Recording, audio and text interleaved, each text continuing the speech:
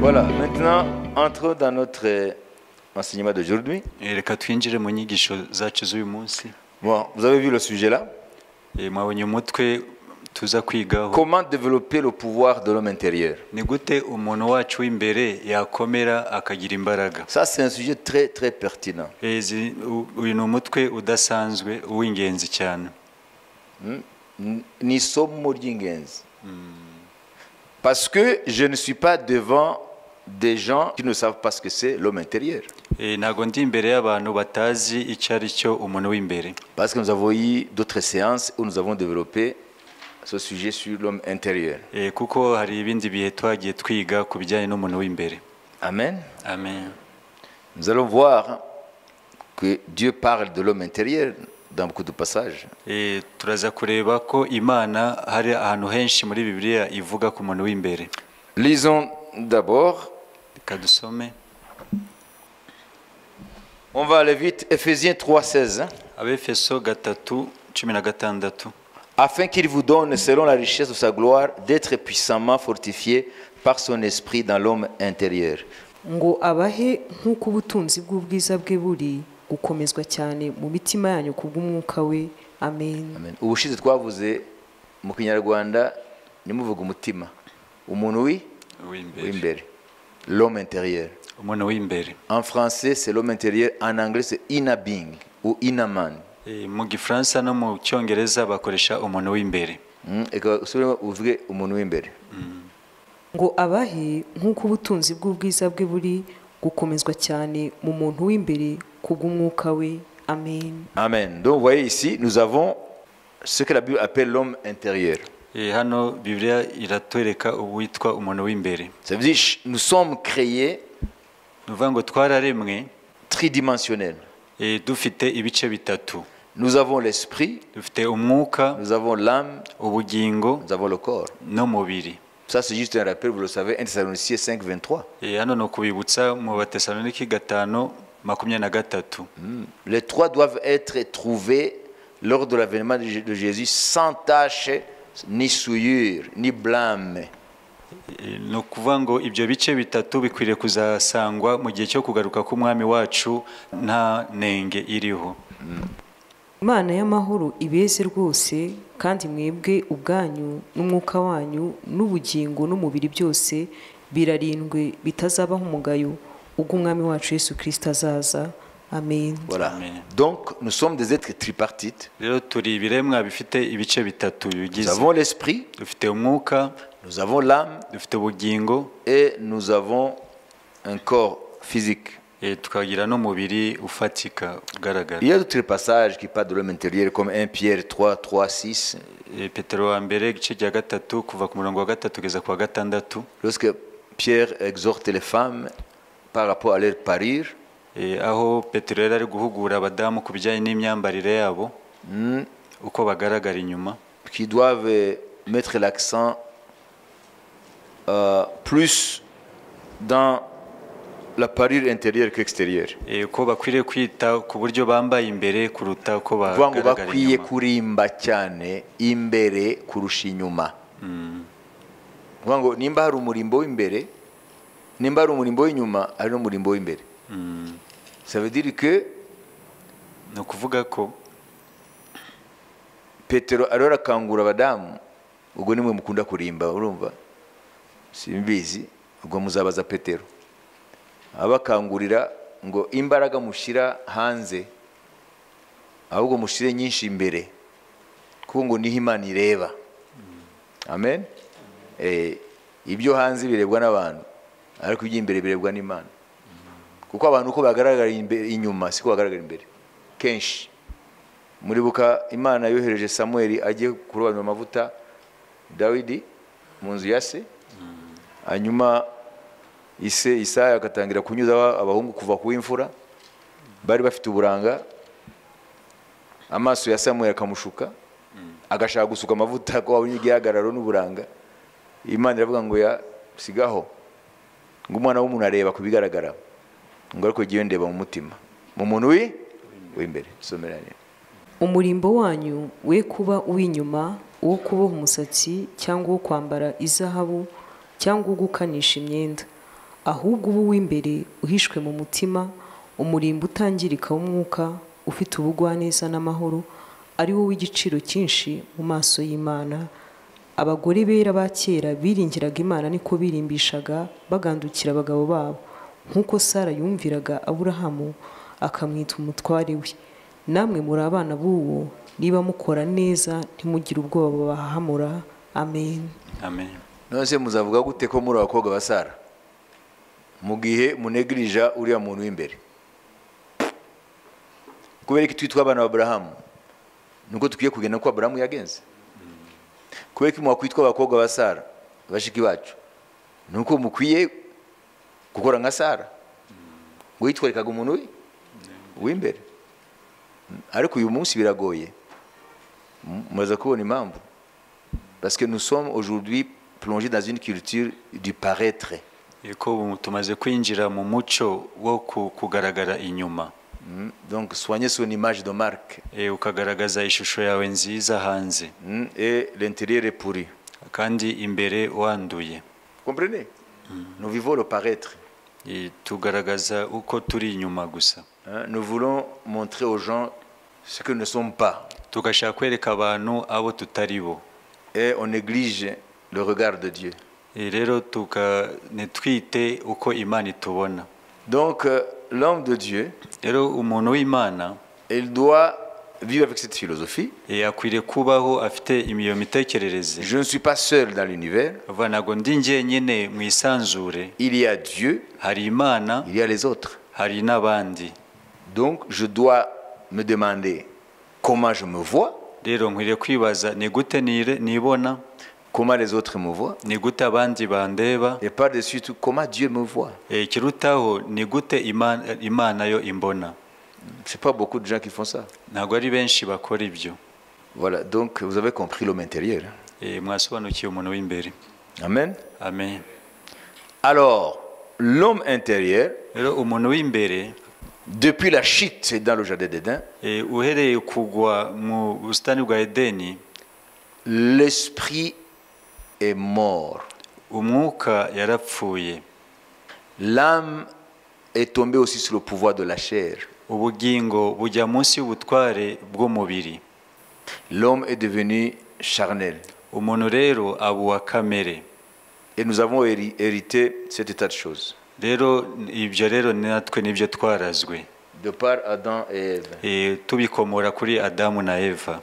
Par voie de conséquence, nous sommes devenus esclaves de Satan. Rero kubw'ibyo twahise tuba imbata za Satani. Créés pour être des princes sur la terre, twaremewe kuba ibikomangoma hano ku isi, nous sommes devenus esclaves de Satan. Ariko ubu twabaye imbata za Satani. Conséquence, à part la mort spirituelle, la mort physique aussi. Rero uretse gupfa mu mwuka hakurikiyeho no gupfa mu mubiri. Mais il y a autre chose. Ariko hari ikindi. Nous avons perdu notre dominion sur le monde. Twatakaje ubutware kuri iyi si. Le lion n'était pas fait pour que nous le craignions. Intare ntago yaremwe kugira ngo tuyitinye. Mais aujourd'hui, nous craignons tout. Ariko uyu munsi dutinya ibintu byose. Il y en a même qui craignent les fourmis. Hari n'abantu batinya n'udushishi. Ce qu'on appelle les phobies. Ni ubwoba buba mu bantu bwo gutinya udusimba. On a la phobie de l'eau. Hari gutinya amazi. Ce qu'on appelle hydrophobie. Yitwa hydrophobie. On a la phobie d'un endroit clos. Ubwoba bwo gutinya ahantu hakinze. Qu'on appelle claustrophobie. Babyita claustrophobie. Il y a la phobie de toutes sortes. Hari ubwoba bw'ubwoko bwinshi. Il y a la zoophobie. Hari n'itwa zoophobie, ni ugutinya inyamaswa. On craint les animaux. Ugatinya inyamaswa. Et les phobies ubwo bwoba bwose font partie des maladies mentales. ni imwe mu ndwara zo mu mutwe. Vous vous souvenez de la maladie, des maladies là? Mwibuka za ndwara twize. On les regroupe en deux catégories. Ziri mu byiciro bibiri. Les névroses.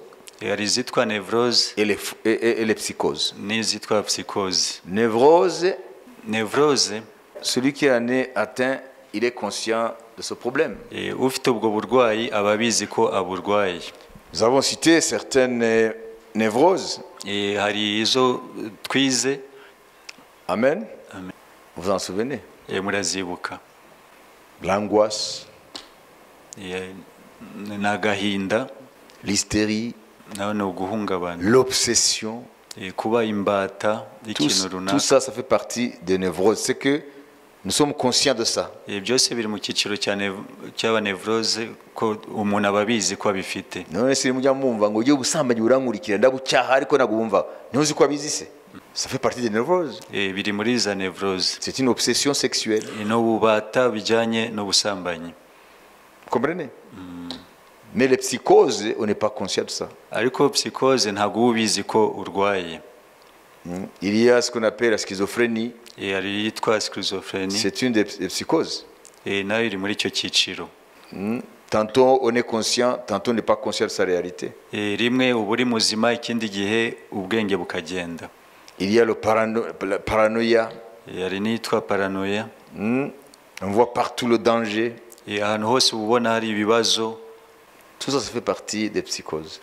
Naho biri muri icyo cyiciro cya psychose. Il y a la bipolarité. Yitwa bipolarité. Les psychopathes font partie de ces malades-là. Naho byose biri muri icyo cyiciro cy'ubwo burwayi. Paranoïa. Paranoia. Voilà, donc ces maladies aujourd'hui prennent de l'ampleur. Rero izo ndwara muri iki gihe ziri kwiyongera cyane. Surtout dans les pays développés. Cyane cyane ni mu bihugu byateye imbere. Ok. Donc ce sont les conséquences de la chute de l'homme. Ibyo byose ni ingaruka zo kugwa k'umwana w'umuntu. Alors, qu'est-ce que Dieu fait maintenant en Christ? Rero ubu ngubu ni iki Imana ikora muri Kristo? Dieu redonne la vie à notre esprit. Imana yongera guha ubugingo umwuka wacu. Dieu redonne la vie. Imana yongera guha ubuzima umwuka wacu. Notre esprit est ressuscité. Umwuka wacu ukazuka. En croyant à l'évangile, mu kwizera ubutumwa bwiza, le Saint-Esprit ressuscite notre homme intérieur. Umwuka wera ahita azura umuntu wacu w'imbere. L'esprit reprend vie. Umwuka ukongera ukabaho. Par le moyen de l'épée de l'esprit que la parole de Dieu. Binyuze mu nkota ariryo jambo ry'Imana. Hébreux 4:12. Abaheburayo 4:12. La parole de Dieu est appelée l'épée de l'esprit. Ijambo ry'Imana ryitwa inkota y'umwuka. Alors l'épée sépare l'âme et l'esprit. Rero iyo nkota itandukanya umwuka n'ubugingo. Parce que nous naissons avec les deux entremêlés. Kuko tuvuka byose byivanze. kuko ijambo ry'Imana ari rizima, rifite imbaraga kandi rikagira ubugi buruta ubw'inkota zose, rigahinguranya ndetse kugeza ubwo rigabanya ubugingo n'umwuka, rikagabanya ingingo n'umusokoro, kandi rikabangukira kugenzura iby'umutima wibwira ukagambirira. Amen. Voilà. C'est ça ce que la parole fait. Uwo niwo murimo w'ijambo ry'Imana. C'est ça le début maintenant d'être vivant devant Dieu. Parce que l'esprit maintenant se dégage de l'emprise de l'âme. Et l'âme se dégage de l'emprise de la chair. Alors, ce qui va suivre, c'est que nous sommes maintenant conscients que nous sommes des êtres spirituels.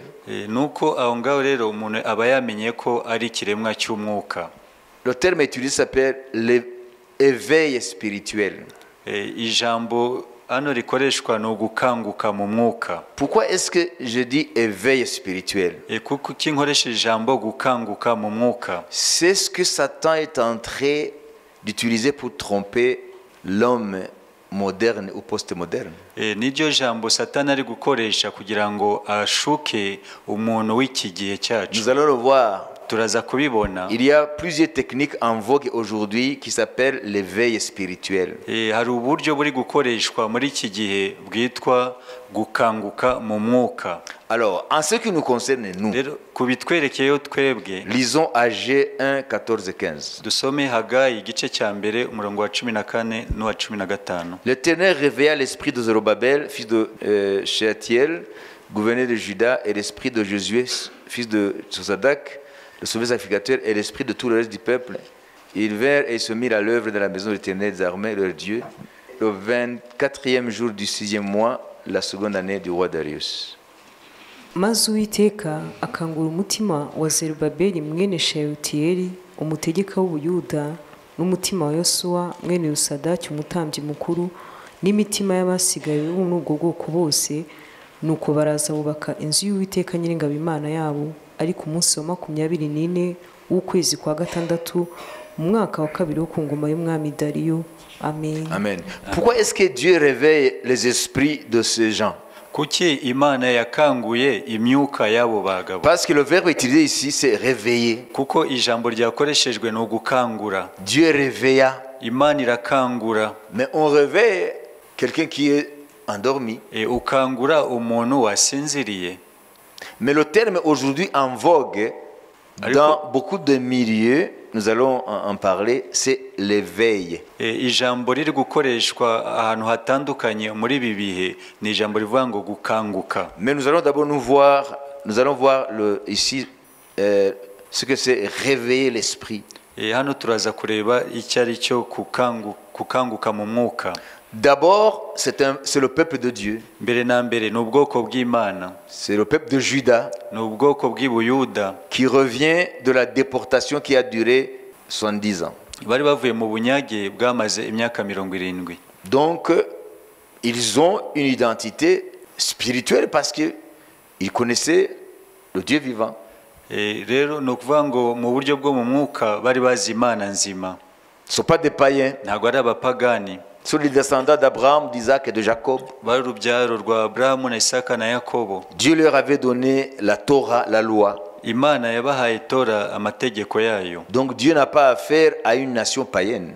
Hano ntabwo Imana iri kuvugana n'ubwoko bw'abapagani. Mais quand ils sont revenus dans leur pays, igihe basubiraga mu gihugu cyabo, après 70 ans de captivité, nyuma y'imyaka 70 y'ubunyage, alors leurs esprits étaient endormis. Rero imyuka yabo yari isinziriye. À Babylone, les ténèbres ont régné aussi sur eux.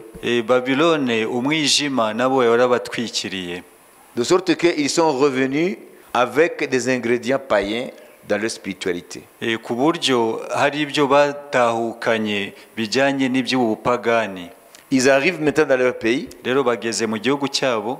Au lieu de se demander pourquoi est-ce que Dieu nous fait revenir, aho kugira ngo bibaze kuki Imana yatugaruye, mais ils commencent chacun à courir après ses propres intérêts.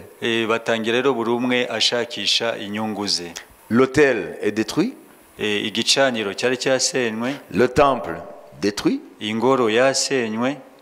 Jérusalem détruite. Yerusalemu yari yasenywe. Mais chacun s'attelle à construire sa maison, à chercher sa prospérité. Ariko buri wese atangira gushaka uko yubaka inzu ye, uko nawe yiteza imbere. Ils ne se demandent même pas pourquoi est-ce que nos pères ont été chassés. Nibibaze ese kuki basokuruza bacu birukanwe mu gihugu. Pourquoi est-ce que ce temple a été détruit. Kubera iki ingoro yasenywe. Pourquoi cet hôtel, ça fait 70 ans que l'hôtel n'existe pas. Kubera iki imyaka 70 yose nta gicaniro gihari. Et ils ne se posent même pas ces questions. Bo ibyo bibazo nta nubwo babyibazaga. Alors, devant Dieu, rero imbere y'Imana, le problème c'est dans leur esprit. Ikibazo cyari mu myuka yabo. Comprenez?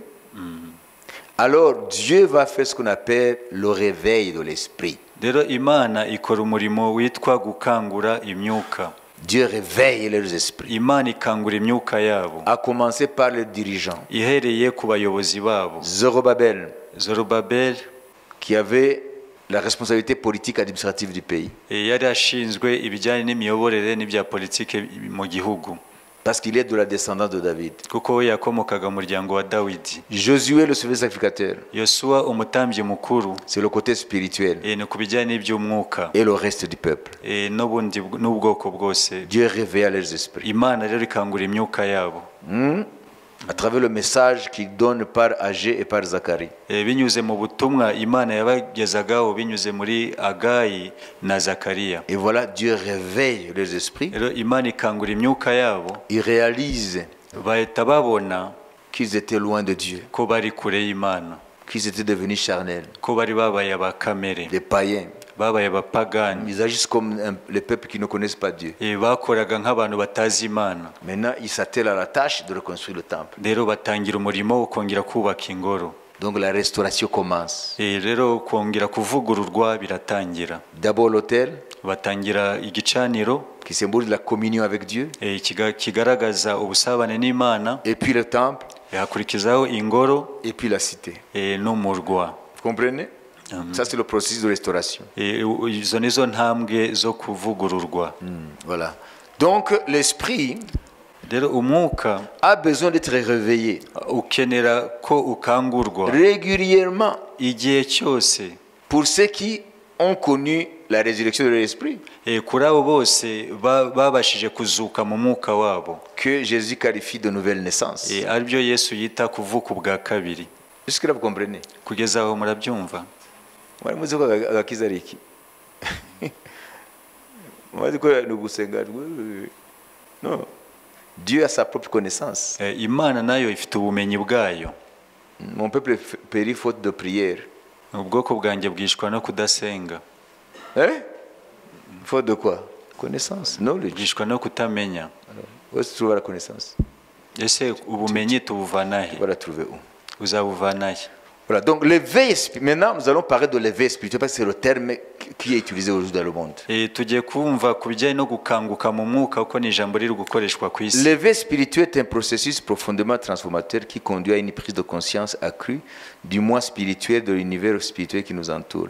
Ça veut dire ici, lorsque nous sommes conscients maintenant que nous sommes des êtres spirituels, Rero iyo tumaze kumenya yuko turi ibiremwa by'umwuka, amen, amen, alors à ce moment-là, nous commençons à nous intéresser à notre santé spirituelle. rero aho ngaho dutangira rero kwita ku buzima bwacu bwo mu mwuka, Parce que nous sommes maintenant conscients que nous ne sommes pas des êtres seulement de chair. kuko tuba tumaze kumenya ko tutari abantu b'umubiri gusa. Alors maintenant, comme nous nous intéressons à notre corps physique, Et donc- nous commençons aussi à nous intéresser à notre homme intérieur. Rero nk'uko twitwararika umuntu wacu w'umubiri, dutangira rero kwitwararika umuntu wacu w'imbere. Amen. Amen. Parce que nous prenons conscience que notre vie se déroule dans un environnement qui transcende les limites de la réalité matérielle. Rero aho tuba twamaze kumenya ko ubuzima bwacu burenze ibingibi tubaho muri ubu buzima bugaragara, ahubwo turi no mu rundi rwego. Mais il y a un problème. Ariko harimo ikibazo. Si nous sommes dans l'éveil spirituel, comme on le dit, Rero niba turi mu gukanguka mu mwuka nk'uko iryo jambo rikoreshwa, alors que la Bible dit le réveil spirituel, kandi Bibiliya ikavuga gukanguka mu mwuka, mais le langage commun utilisé aujourd'hui dans ces milieux-là dont nous allons parler, c'est l'éveil spirituel. ariko ijambo rikoreshwa ubu ngubu mu bice bitandukanye ni ugukanguka mu mwuka, Pas dans les milieux chrétiens, non. ntabwo ari mu bakristo. Voilà, donc ce qu'il faut faire, il faut faire attention. Rero dukwiriye kwitonda Lorsque nous nous éveillons spirituellement, nous avons la conscience. Éveil spirituel, la conscience qu'on est spirituel. rero gukanguka mu mwuka ni ukuvuga ngo ni ukumenya ko uri ikiremwa cy'umwuka. À ce moment-là, nous commençons maintenant à nous intéresser au monde spirituel. Aho rero niho dutangira kwita ku bijyanye n'isi y'umwuka. Mais Jésus nous met en garde. Ariko Yesu aratugabisha. Dans Jean 10, 7, 9. Muri Yohana 10:7. Jésus leur dit encore, en vérité, je vous le dis, je suis la porte des brebis. Tous ceux qui sont venus avant moi sont des voleurs et des brigands, mais les brebis ne les ont pas écoutés. Je suis la porte. Si quelqu'un entre par moi, il sera sauvé. Il entrera et il sortira et il trouvera des pâturages. nuko Yesu arongera arababwira ati ni ukuri ndababwira yuko ari njye rembo ry'intama. Abambanjirije bose bari abajura n'abanyazi, ariko intama ntizabumvise. Ni njye rembo, umuntu niyinjira muri njye azakizwa, azinjira asohoke kandi azabona urwuri. Amen. Est-ce que vous comprenez la portée de ces paroles? Ese mwumvishe aho ubugari bw'iri jambo? Ça veut dire quoi? Ni ukuvuga iki? Il dit je suis la porte. Aravuga ngo ni njye rembo. Je ne dis pas je ne suis pas une porte. Ntabwo yavuze ngo ndi imwe mu nzugi. Je suis la porte. Avuga ngo ni njye rembo. Article défini. Numva ngo ni rimwe gusa. Il dit celui qui entre par moi sera sauvé. Umuntu niyinjira muri njye azakizwa. C'est qu'il y a d'autres portes, n'est-ce pas? Ni ukuvuga ngo hari ayandi marembo par lesquelles si on y passe, ce n'est pas le salut qui nous attend. ayo marembo rero uyinjiyemo ntabwo ari agakiza aba yiteze. Écoutez maintenant la portée de ces paroles. mwumve rero ubugari bw'iri jambo. Ça veut dire, si tu entres dans le monde spirituel, Ni ukuvuga ngo niwinjira mu isi y'umwuka en dehors de Jésus-Christ, hanze ya Yesu, tu vas déboucher dans le royaume de Satan. uzisanga mu bwami bwa Satani. Tu vas faire des expériences mystiques, c'est vrai, spirituelles, Nibyo hari bizakubaho mu by'umwuka, mais des expériences qui ne sont pas de Dieu. ariko bitari iby'Imana. Tu auras des visions, Uzagira tu amayerekwa, auras des révélations, uzarota hari ibyo tu uzabona, vas parler en langue, uzavuga mu ndimi, mais ça ne vient pas de Dieu. ariko ntabwo bizaba bituruka ku Mana. C'est ce que Jésus dit. Nibyo Yesu avuga. Qui a compris? Ninde wasobanukiwe? Faites très attention. Ukwiriye kwitonda. Les expériences spirituelles ne suffisent pas. Kuba hari ibintu byo mu mwuka ubamo ntabwo Il bihagije. faut se poser la question. Ukwiriye kwibaza, Par quelle porte tu es passé pour entrer en contact avec le monde spirituel? ese ni irihe rembo wanyuzemo kugira ngo winjire muri iyo si y'umwuka? Nous allons voir qu'il y a des gens qui entrent dans le monde spirituel et font des expériences spirituelles, mais qui ne viennent pas de Dieu. Turaza kubona ko hari abantu binjira mu isi y'umwuka hakagira ibintu bibabaho kandi bitaturuka ku Mana. Ça veut dire que ces hommes Ni ukuvuga ngo abo bantu sont entrés dans le monde spirituel par d'autres portes. binjiye mu isi y'umwuka ariko baciye mu yandi marembo, Et ils ont reçu des messages. kandi hari ubutumwa bavanyeyo. Ils ont fait des expériences spirituelles. Hari n'ibyababayeho mu isi y'umwuka. Tous ne sont pas des charlatans. Bose ntabwo ari abatekamutwe. Non, ils vivent des expériences spirituelles, mais qui ne viennent pas de Dieu. Hari ibibabaho kandi bitaturuka ku Mana. Vous avez compris? None mwene mutabimenya muzakorera Imana gute muri abo bantu bavandimwe banyu batakara? Amen. Amen. Donc la définition de l'éveil spirituel, il n'y a pas qu'une seule définition, il y a plusieurs définitions selon différentes personnes. Rero ubusobanuro bujyanye no gukanguka mu mwuka ni bwinshi bishingiye ku babutanga. Certaines personnes croient que la conscience spirituelle c'est se rapprocher de la nature. Kuri bamwe gukanguka mu mwuka ni igihe umuntu yagiranye. Par exemple le bouddhisme. Urugero ababudisme, et ils se disent qu'ils sont dans l'éveil spirituel. Bo bavuga ko bakangutse mu mwuka. L'éveil de la conscience. Bamenye abo ari bo. Alors pour eux, c'est se connecter à l'univers. Ça veut dire nous faisons partie du tout. Nuvango twebwe hamwe n'isanzure n'amanyenyeri n'amabuye n'ibiki n'inzuzi n'imisozi byose twese turahuje turabavandimwe.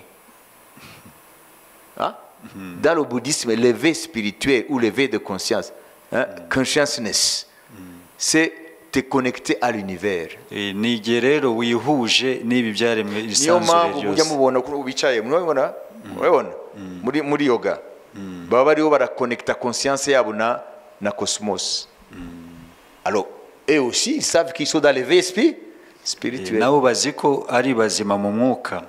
Et vous savez maintenant le yoga a un jour international. Si j'ai bonne mémoire, c'est le 21 juin. Journée internationale du yoga. Rero murabizi ko ubu ngubu yoga ifite umunsi mpuzamahanga tariki 21 juin, tariki 21 z'ukwa gatandatu. Si j'ai bonne mémoire. Za buri mwaka ni umunsi mukuru wa yoga ku isi. Donc vous voyez. Amen. Amen. Si le terme éveil spirituel est utilisé en dehors du christianisme ou en dehors de la chrétienté, ça veut dire que il y a ceux qui ne sont pas dans l'éveil spirituel et ils sont dans le sommeil spirituel. Nimba nabo bavuga ngo barakangutse mu mwuka kandi atari bya Gikristo, nuvuga ngo bazi ko abandi batari bo barasinziriye mu mwuka. Vous voyez, nous allons voir comment Satan singe Dieu. Singer, ça veut dire kwigana. Est-ce que la Bible parle de ceux qui sont en sommeil spirituel? Est-ce que la Bible ivuga abantu bari mu bitotsi by'umwuka? Est-ce que la Bible ivuga ko hari abakristo basinze mu mwuka? Murumva ko n'abariya nabo barabivuga. Amen. Amen. Parce que la Bible qualifie de mort tous ceux qui n'ont aucune conscience de leur partie spirituelle, n'est-ce pas? Eko Bibiliya yita abantu bose batazi igice cyabo cy'umwuka ibita ko bapfuye. Amen. Comprenez? Amen. Éphésiens chapitre 2, verset 1er, 2, etc. Vous le savez. Abefeso kabiri ku murongo wa mbere n'uwa kabiri. Nous étions morts Twari dupfuye en suivant le train de ce monde, dukurikiza uko isi igenda, en obéissant au prince de la puissance de l'air, twumvira umutware utwara isi y'umwijima, l'esprit qui agit aujourd'hui dans les fils de la rébellion. ari wo mwuka ukorera mu batumvira. Amen. Amen. Alléluia. Amen. Alors, comment éveiller sa conscience spirituelle? Rero ni gute umuntu yakanguka mu mwuka? C'est un long processus. Ni urugendo rurerure, Ça prend du temps. bitwara igihe. Écoutez, Mwumve, beaucoup de gens pensent que la vie chrétienne, abantu benshi bibwira ko ubuzima bwa gikristo je me suis répandu de mes péchés, j'ai reçu Jésus, je prie, je vais aller à l'église ou à la messe et c'est tout. navuye mu byaha, nakiriye Yesu, nsigaye nterana, bigarukiye aho. Alors que il y a un long processus qui a été déclenché en toi le jour où tu es né de nouveau. Kandi hari urugendo rwatangijwe, urugendo rurerure rwatangijwe muri wowe igihe wavukaga ubwa kabiri. Parce que tu as été éveillé spirituellement, n'est-ce pas? Kuko warakanguwe mu mwuka. Dieu a réveillé ton esprit après sa résurrection, n'est-ce pas? Imana yakanguye umwuka wawe umaze kuzurwa. Alors, tu dois maintenant continuer dans le processus d'éveil spirituel. Rero ukwiriye gukomeza urwo rugendo rwo gukanguka mu mwuka. C'est un long processus. Ni urugendo rurerure. Alors, au fur et à mesure qu'on grandit dans le Seigneur, Rero uko ugenda ukura mu mwami, nous allons le voir comment on maintient l'éveil spirituel. turaza kubona uburyo umuntu arinda gukomeza kuba maso mu La mwuka. Bible utilise ses propres termes. Bibiliya ikoresha amagambo yayo yihariye. Nous allons de gloire en gloire. Tuva mu bwiza tujya mu bundi bwiza. Ça, c'est un processus. Urwo ni urugendo.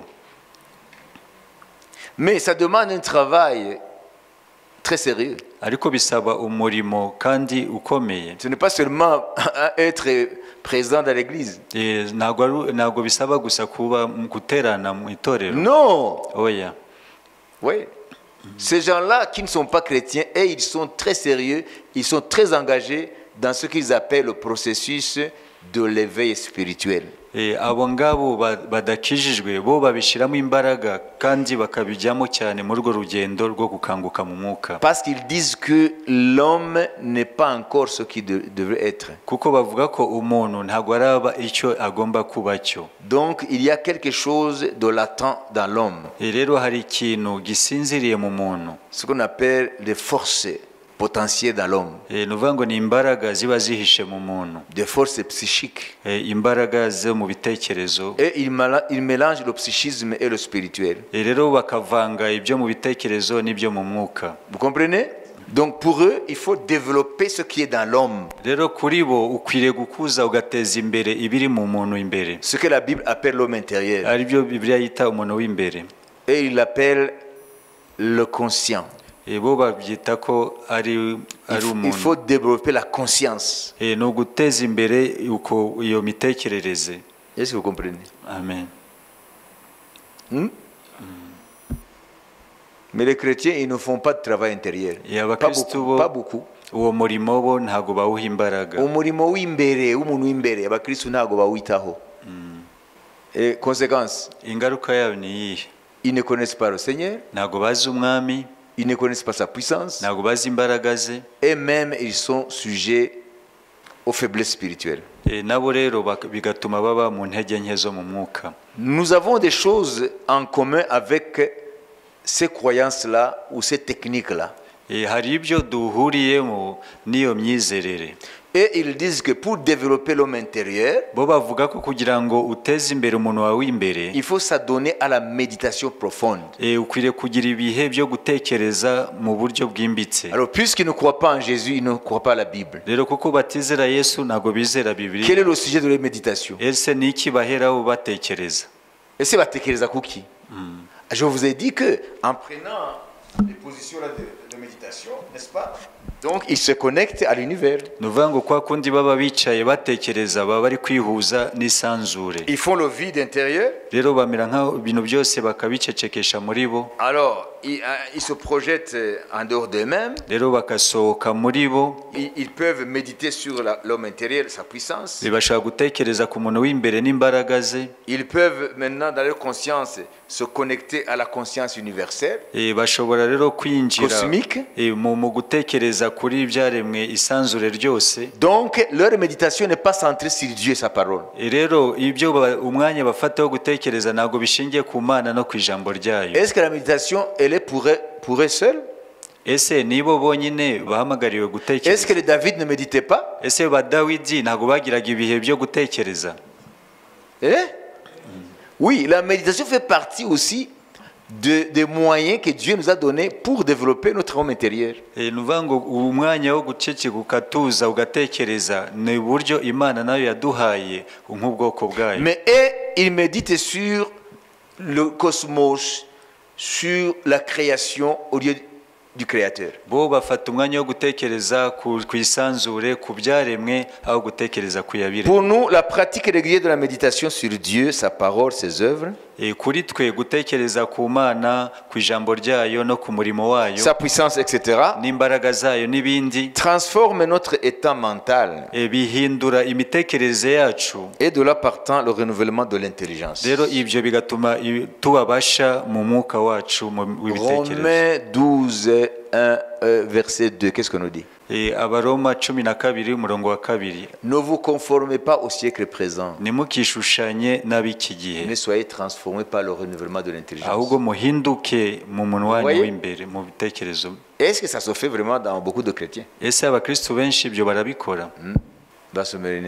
Pourquoi est-ce qu'ils ne sont pas transformés dans notre mentalité? Kubera iki tudahinduka mu mitekerereze yacu? Nuko bene data ndabinginga kubw'imbabazi z'Imana ngo mutange imibiri yanyu ibi bitambo bizima byera bishimwa n'Imana, ariko kuyikorera kwanyu gukwiriye. Kandi ntimwishushanye n'ab'iki gihe, ahubwo muhinduke rwose mugize imitima mishya, kugira ngo mumenye neza ibyo Imana ishaka ari byo byiza bishimwa kandi bitunganye rwose. Amen. Alors, est-ce que toute l'intelligence est renouvelée? Ese imitekerereze yawe yabaye misha? Est-ce que moi ça a commencé? Ese uwo murimo waratangiye nibura? Vous voyez? Eux kuri bo qui ne sont pas chrétiens, atari abakristo, par exemple les bouddhistes, urugero ababudiste ou d'autres croyances orientales, cyangwa ya myizerere y'iburasirazuba, il y a le bouddhisme, il y a l'hindouisme, il y a le shintoïsme, il y a la méditation transcendantale, il y a tout un paquet de croyances orientales qui ont des fondements communs.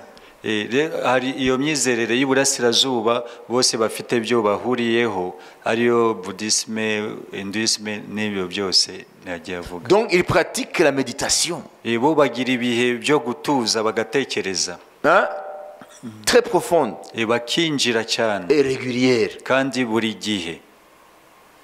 Vous savez ce qui se passe? Muzi ingaruka yabyo. Hano bashobora kubakorera ibintu hanyuma mukibaza Imana yanyu mwebwe ifite imbaraga, rifite imbaraga.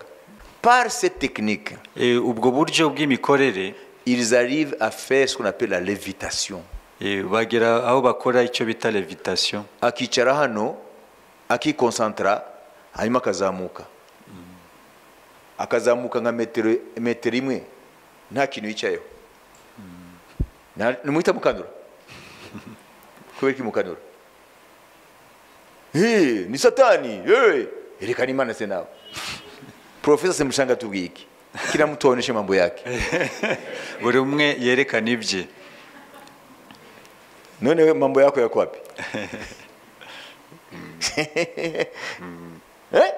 C'est facile de critiquer. Biroroshe ko wagira icyo uvuga ku by'abandi. Mais Satan n'a pas créé. Ariko Satani ntacyo yaremye. Il a été créé. We yararemwe. Pourquoi est-ce que ces adeptes font ça? Kubera iki abantu be bakora ibyo? Et toi tu fais quoi? Wowe ukora iki?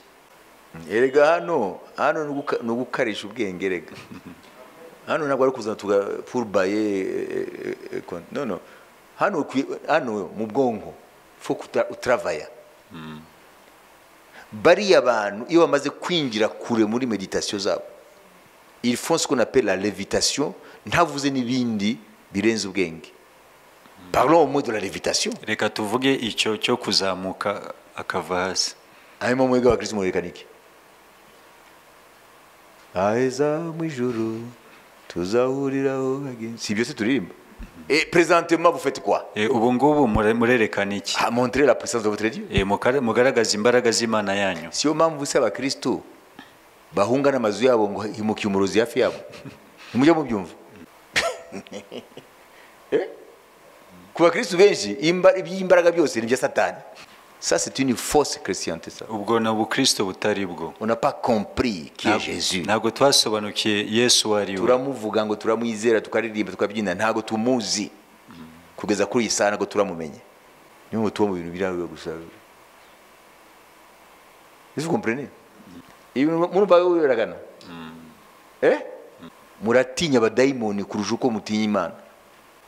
Hano uzavuga ati turashaka kwirukana abadayimoni. Bose bahita bahamuka. Uzarebe ukuntu basenga. Mwizina ryacu. Ariko abwiye ati dusengere itoro ry'Imana kugira ngo rikorere Imana. Kada. Murumva? C'est dans notre subconscient. Nuva ni ibintu biba biturimo tutabizi. Ntago tuzi imbaraga z'Imana. Bariya barabizi imbaraga barimo. Vous avez compris? Amen. Yego ubutumwa bwiza ntabwo gusa ibyingo yo kujya mu ijuru. Ubutumwa bwiza buduha imbaraga z'Imana zikwiye gukora ibirenze ibyo bari bakora. Amen. Amen. Alors nous allons aller vite. Tujye kwihuta. Est-ce qu'il y a une limite à la croissance spirituelle? Ese haraho gukura mu mwuka bigarukira? Non, la croissance spirituelle a lieu lorsqu'une personne manifeste un processus de changement dynamique. Rero gukura ko mu mwuka bigaragara uko umuntu agenda atera imbere, impinduka zikagaragara. Au cours duquel elle ne s'identifie plus avec le corps, mais avec l'homme intérieur. Aho atagiha imbaraga cyane umubiri ahubwo umuntu w'imbere. Ukuvuga ngo iyo umuntu yatangiye rero gukomera mu muntu w'imbere, ariyo Bibiliya yise kuva mu bwiza tujya mu bundi.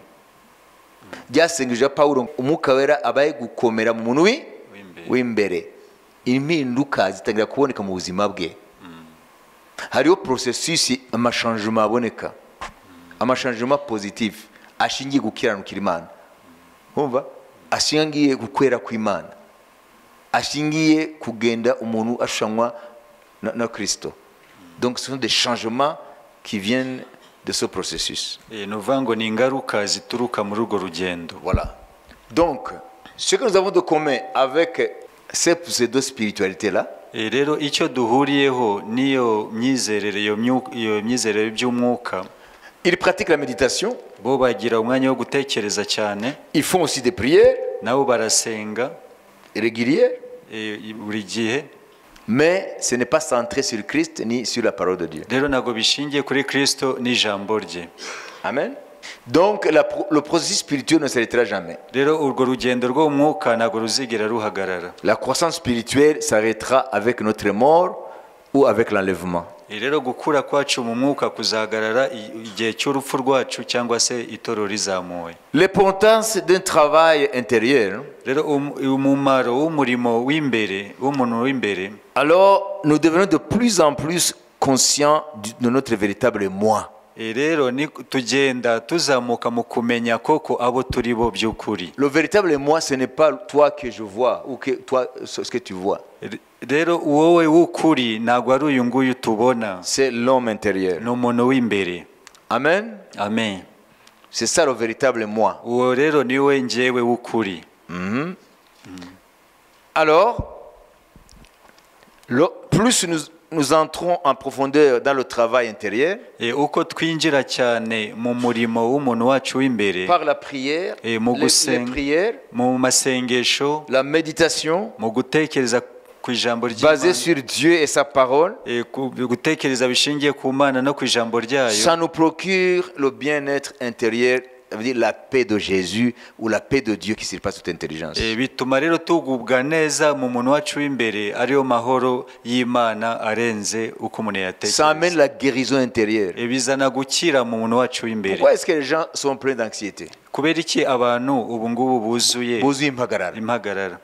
Pourquoi les gens sont dans l'anxiété? Kuki abantu buzuye impagarara? Je ne dis pas les païens. Ntabwo mvuga abapagani. Je dis les chrétiens. Ndavuga abakristo. Pourquoi ils sont dans l'anxiété? Kuki buzuye impagarara? Pourquoi ils ne connaissent pas la paix intérieure? kuki nta mahoro yo mu mutima bafite? C'est parce que ils ne savent pas nuko batazi le bienfait du travail dans l'homme intérieur. ibyiza by'umurimo w'umuntu wacu w'imbere. Il faut un prix à payer. Rero hari ikiguzi bisaba. Il faut du temps Bisaba umwanya pour te consacrer à la méditation. kugira ngo ugire umwanya wo gutekereza, Lire la parole de Dieu. ugasoma ijambo ry'Imana, Méditer là-dessus. ukaritekerezaho, Prier. ugasenga. Donc ça demande du temps. Rero bisaba umwanya. Amen. Amen. Donc les conséquences positives, c'est le bien-être dans notre homme intérieur. Ingaruka yabyo nziza nuko ugubwa neza mu muntu wawe w'imbere. Et aussi, ils atteignent ce qu'ils appellent le bien-être. Nabo bagera kucyo nabo bita kugubwa neza. C'est nos chrétiens-là qui pratiquent ces techniques de relaxation, de méditation pour atteindre le bien-être. Abo bakoresha ubwo buryo bwo gufata umwanya munini wo gutekereza nabo bituma bagubwa neza. Ils disent qu'ils acquièrent la maîtrise de soi. Bavuga ko bituma bagira ububasha bwo kuyobora ubuzima bakaba bwabo. batakihubuka, bakaba bafite calme, bakaba bafite mind itekereza neza. Mvuga ngo nabo bafite achievements zabo, bafite ibyo bageraho muri urwo rugendo rw'umuntu w'imbere. Comprenez? Il n'y a que les chrétiens qui ne connaissent pas ce voyage intérieur. Abakristo bonyine nibo batazi urwo rugendo rw'umuntu w'imbere. Du moins, beaucoup parmi eux. Nibura ni benshi mu. Deuxièmement, il y a une perception qui s'intensifie du monde spirituel. Icya kabiri ni uburyo ubona isi y'umwuka. Donc tu commences à être conscient non seulement de ton être intérieur qui est spirituel, mais aussi de l'environnement spirituel dans lequel tu baignes. Rero ntago uba ukireba gusa umuntu wawe w'imbere n'imiterere ye, ahubwo utangira no kubona isi y'umwuka ugenderamo. Et plus nous entrons en Jésus-Christ dans ce processus de voyage intérieur, d'itinéraire intérieur, nous arrivons maintenant à voir que même la dimension du temps commence à changer. Rero uko twinjira cyane muri Kristo no muri ibyo bihe mu rugendo rw'umuntu wacu w'imbere, niho rero tutangira kubona ibintu bihinduka no kubijyanye n'igihe. N'ibihe bifata indi ntera. Vous comprenez? Nubona nk'ubu ko muri hano mufite ukuntu umwe mubona ibihe. Mais iyo muteye intambwe muri uwo murimo w'imbere muri Kristo hamwe n'umwuka wera, mu kugira ibihe bya meditation, mu kugira ibihe byo gusoma ijambo ry'Imana mukamedita, mu bihe byo gusabana n'Imana mu masengesho, usanga noneho n'ukuntu wowe warebaga ibihe birahinduka. Qu'est-ce qui change? Niki gihinduka? Ça veut dire le futur lointain. Nuvuga ngo ibihe biri imbere bya kera envahissent ton présent. Bihita biza mu gihe cyawe cya none. Et tu commences à apprécier l'instant présent. Ukatangira rero kwishimira ibihe byawe bya none. Fini la nuit. Ijoro ntago riba la nuit, s'ennuyer. Kurambirwa bita bivaho. Ntabwo kirambirwa ahubwo ubura umwanya. Moi je vous le jure. Genda bibabwiye. Nona nkanjye kugira ngo ntegure ibi byose. Ndasenga, ndamedita, ndagira gute kandi mfite n'izindi nshingano, mfite n'ibindi mwe mutazi. Amen. Bifata umwanya, okay? Ariko nsanga amasaha atatu sinamenye uko yashize. Ariko iyo aba ntafite voyage intérieur, nakwicaraho nkarambirwa, nkagenda ngakora icyayi, nkakigotomera, hanyuma nkarangiza, noneho nkibagirwa ko nanakikoze, nkakora n'icya kabiri, hanyuma nawe bikagira. Murabyumva? Hanyuma nkagenda, nkibagirwa yuko nagikoze, nkagitereka hariya, ngasanga nagiye gukora, nafashe indi tasi, nagiye gukora iya kabiri, hanyuma nkareba isaha nkabona ndarambiwe. Voyez? N'abantu bavuga ngo we are busy, iyo batari mu voyage intérieur ni busy ariko yo kurambirwa. Ariko muri iyi voyage intérieur, le temps présent il va envahi par le futur lointain, voire même l'éternité. Igira ingaruka ku bihe bya none no mu iteka ryose. Muravuga muti se ibyo n'abari babigeramo, ariko twebwe Bibiliya bitubwira hano. Imana ishimwe. Amen. Amen. Ntago haragera igihe kumva ibihe igihe nako kigenda. Na niyo mpamvu rero pour fuir l'angoisse existentielle tutatwihaza gahunda nyinshi. Mais ça ne change pas le présent. Rero ntago bihindura ibihe bya none. Donc les gens se font busy pour éviter de penser à l'existence et ses problèmes. Ça veut dire la finitude de l'homme. rero abantu bajya mu bintu byinshi kugira ngo batagira umwanya wo gutekereza ku bijyanye n'uko umuntu abaho igihe Ils ne gito. veulent pas affronter la mort, Ntabwo bashaka guhangana n'urupfu. la réalité de leur mort prochaine. N'ukuri ko bazapfa mu gihe kiri imbere. C'est ça la différence entre les philosophes existentialistes et l'homme du commun, l'homme du sens commun. niho hari itandukaniro ry'abo bafilozofe n'abantu basanzwe. Parce que les philosophes se posent des questions réelles. Kuko abafilozofe bo bibaza ibibazo koko by'ukuri. L'homme est mortel. Umuntu arapfa. Je mourrai un jour. Nanjye hari umunsi nzapfa. Qu'est-ce que je vais devenir? Ese nyuma y'urupfu nzaba iki? Tout ce savoir, N'ubu bumenyi bwose mfite. tout ce que j'ai accumulé comme connaissance, Ibintu byose namenye. toutes les richesses et tout. Ubutunzi bwose. Mais alors, si un jour je vais mourir Niba umunsi umwe nzapfa. et je vais tout laisser, Byose nkabisiga. pourquoi cette peine? Kubera iki Donc kubabara? les philosophes ne pratiquent pas la fuite Abafilozofe bo ntabwo bahunga et kwibaza. ils attaquent les problèmes existentiels. Bo bahangana n'ibyo bibazo bijyanye n'ubuzima. Qui sommes-nous? Twebwe turi bande? D'où sommes-nous venus? Ese twakomotse he? Qu'est-ce qu'on fout ici? Niki dukora hano ku isi? Hein? C'est ce que les Heidegger appellent l'être au monde. L'être au monde, ça veut dire notre rapport au monde. Nibyo Heidegger yita isano yacu. Ça veut dire, toi, tu te poses la question par rapport au monde. Wibaza ibibazo bijyanye n'isi. Mais l'homme, il est là pour faire quoi? Ese umuntu ari ku isi akora iki? Vous, peut-être, vous avez la réponse de la Bible, mais sans la Bible, Mwebwe mufite igisubizo cya Bibiliya. qu'est-ce que tu fous là? Udafite Bibiliya bavuga ngo ukora iki hano? Uyu nyamara usaguye ngo ndavuka nkakura nkarongora nkabyara ngapfa. Igisubizo. C'est igisubizo. Est-ce que ça répond au sens de la vie? Ese ibyo bitanga igisubizo ku mpamvu y'ubuzima? Non. Oui. Mais beaucoup de gens ne se le posent pas cette question. Ariko abantu benshi ntabwo bibaza ibyo bibazo. Alors pour échapper, Kugira ngo rero bahunge ibyo inconsciemment, batanafashe umwanya wo kubitekereza. Inconsciemment, comme ça, Batazi- mécaniquement, Gutyo gusa. alors ils se donnent toute une foule d'activités. Rero bahita bagira za gahunda nyinshi. Et la mort les surprend. Rero urupfu rukazabatungura. Oui. Vous comprenez? Hein? Guhunga ibyo bibazo ntabwo aricyo gisubizo. Il faut kubikanurira ukabikanurira. C'est bien. N'est-ce pas? Amen. Muzi ko mushobora gupfa n'ejo? Tana nabyo muzi. We kata. Biriya byashikira François gusa. Turi hano mu kwezi kwa karindwi. Ntawe ubizi ko mu k'umunane umwe muri twebwe Imana yapanze ko akwiye kutuvamo. Yega nabo ariko buti ndio ndazana. Muvuge muti c'est une probabilité. Ni ibintu bishoboka. None se ko iki umuntu aje kugibaza? None se nimba ari wowe wese? Birashoboka. Ko ari jewe ko ari wowe. Hanyuma bigahagarara, gahunda zigahagarara. Muvuge muti et le monde continue. N'isi igakomeza. Et la terre continue à tourner, Isi igakomeza ikazenguruka. à faire sa rotation Igakomeza ikazenguruka. et sa révolution. Ikizungurukaho ikanazenguruka ku zuba. Ça ne s'arrêtera pas parce que tu meurs. Hein? Ibyo ntabwo bizahagarara kuko wapfuye. Abantu barabitinya. On s'accroche à la vie. Wowe se wasabye kuza. Nk'uko utasabye kuza, ntabwo uzasaba kuva hano. Mugenga arahari. Azakuvanaho. Personne n'est indéboulonnable. Nta muntu n'umwe womatanye n'isi. Alors, nous arrivons maintenant à ce qui nous concerne par rapport à la parole que Jésus a dit dans Jean 10, nous l'avons lu, n'est-ce pas? Je suis la porte. Tugiye kugera ku bitwerekeyeho aho muri Yohana Yesu yavuze ngo ndi irembo. Celui qui passe par moi, qui entre par moi, Uwinjira aciye muri nge sera sauvé. azakizwa. Donc, d'autres portes, Nuvuga ngo ayandi marembo c'est très dangereux. harimo ikibazo gikomeye. Alors, voyons ce que Satan offre à ces sujets dans ce domaine-là. Rero reka turebe ibyo Satani aha bamukorera. Toutes les pratiques enseignées dans ce domaine puisent dans les croyances orientales. Ça veut dire toutes les pratiques aujourd'hui.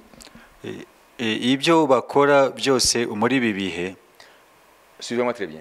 Mukurikire neza. Aujourd'hui, il y a des coachs.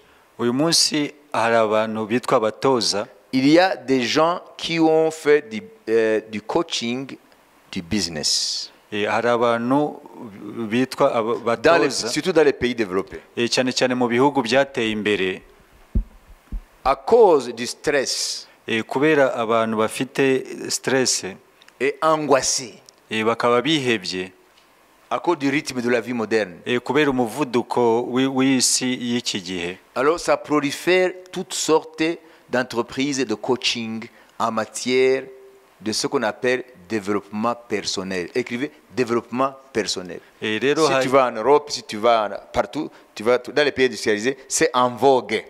Ni ibintu bigezweho hirya no hino mu bihugu byateye imbere yuko hari abantu batangira gutoza abantu kuri ibyo byitwa development personnel. Amen. Amen. Développement personnel. Iryo jambo development personnel muryandike. Amen. Amen. Donc, dans beaucoup de sociétés des pays développés, ahantu hatandukanye mu bihugu byateye imbere, tout le monde aujourd'hui cherche le développement personnel. Buri wese akeneye uko nguko gutozwa. Nous allons voir le sens de ce concept. Turaza kumva ubusobanuro bw'iri jambo. Et c'est devenu un business très lucratif. Kandi bwabaye ubucuruzi bwinjiza amafaranga menshi. Une vague de coaching dans ce domaine-là ayant fait son apparition depuis quelques années. Icyo kintu kijyanye no gutoza hirya no hino hashize imyaka itari myinshi gitangiye. Les personnes conscientes de cela accusent ce business de profiter de la détresse émotionnelle des gens. Abantu bamaze kumenya ibyo baravuga ko abo bantu bari gufatirana kuko abantu bamaze kwiheba cyane bari kubafatirana muri ibyo ngibyo. Le but est soi-disant d'améliorer la qualité de vie. Intego yabyo ngo no kugira ngo ubuzima burusheho kuba bwiza. Des amphithéâtres sont pleins de gens qui payent 100 € minimum pour assister à du coaching, du développement intérieur, développement personnel. Hari inyubako ngari zimeze nk'amastade bakoreramo kugira ngo winjiremo bisaba amadolari 100 kugira ngo nawe bagutoze ibyo ngibyo. Par exemple, il y a des spécialistes qui développent le terme winning is a mindset. Urugero hari bamwe bigisha bene ibyo bavuga ngo kunesha biterwa n'ibitekerezo. Uri winner mu buzima bwawe ngo bituruka ku mitekerereze. Est-ce que c'est vrai ça? Ese nibyo?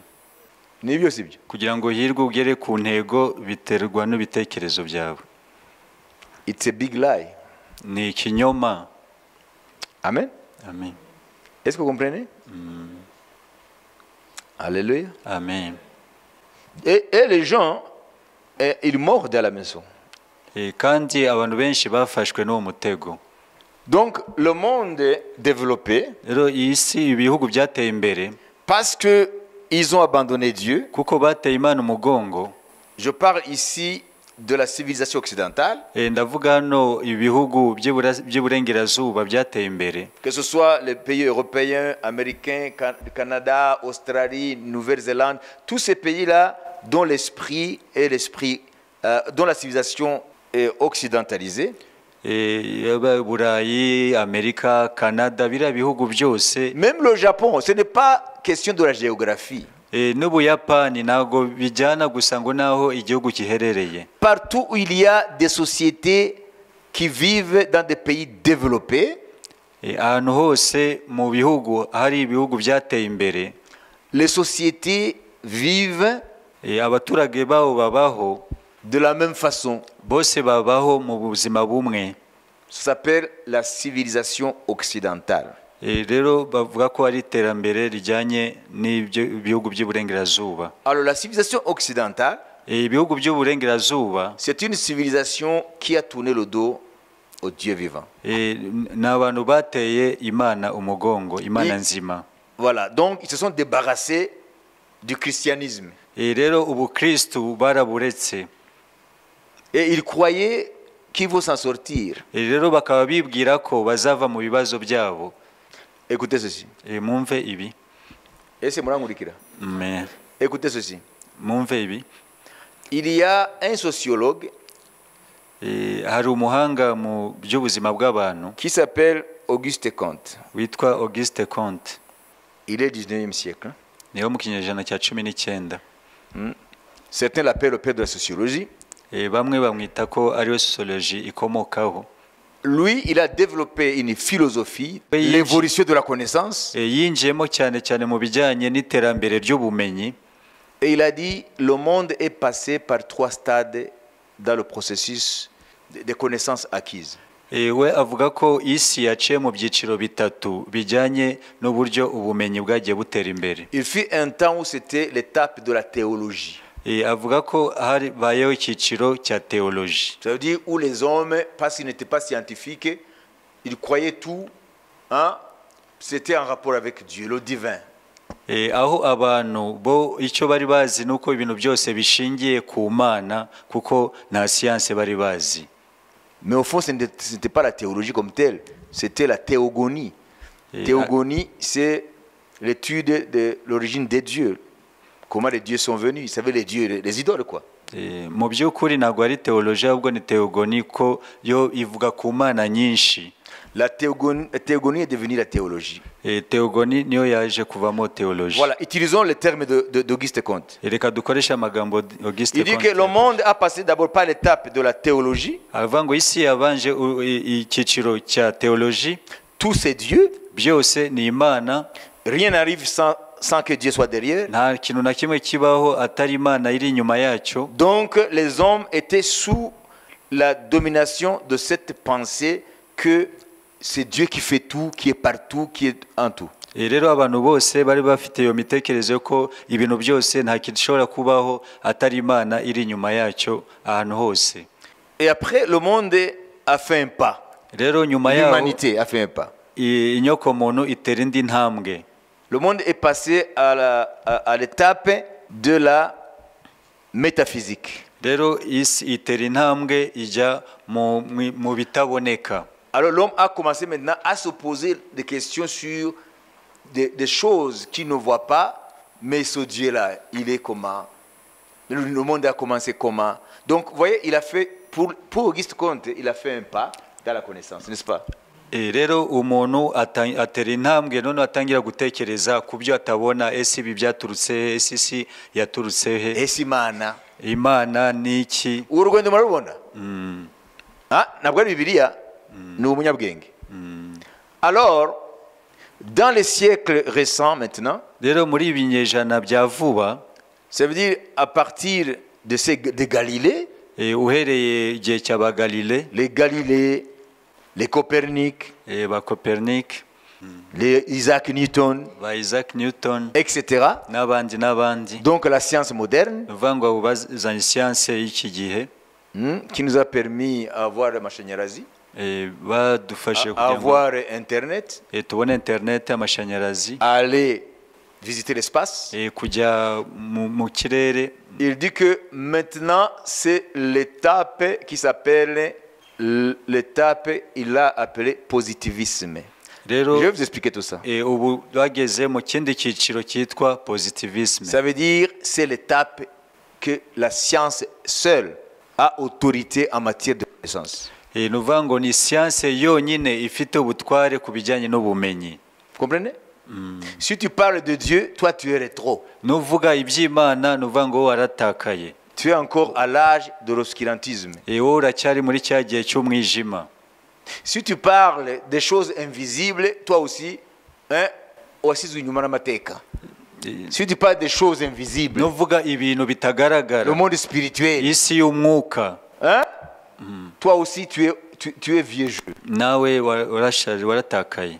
Ça c'est du passé, c'était un processus normal pour amener l'homme des ténèbres à la connaissance. Rwari urugendo rwumvikana rwagomba kuvana umuntu mu mwijima akagera mu kumenya. Et les positivistes, rero abo ba positiviste, qui ont accepté cette philosophie, abo bakiriye iyo philosophie ubwo bwenge, alors ils ont proclamé haut et fort que la science va amener le bonheur. bo rero bahise bahamya yuko ngo siyanse niyo izazana abantu ubuzima bwiza no kugubwa neza. L'homme va maîtriser la nature. Rero umuntu azaba afite ububasha kuri ibi Il byaremwe, va éradiquer la maladie. azakuraho uburwayi, Et plus tard, il va éradiquer même la mort. nyuma yaho noneho aze akureho n'urupfu. Les positivistes mettent la science sur le trône et la science détrône Dieu. Rero abo ngabo bafite iyo myizerere bo ni ukuvuga ngo siyanse niyo iri ku ngoma, imana yo yavanwe ku ngoma. Et aujourd'hui, Rero uyu munsi posons-nous la question, mais Auguste Comte n'est plus là. S'il serait, est-ce que le positivisme a amené le bonheur? ese koko iyo positivisme yahaye abantu kugubwa neza? Est-ce que nous nageons dans l'océan du bonheur? Ese turi kuba mu buzima burimo kugubwa neza? Ese wowe ubivugaho iki?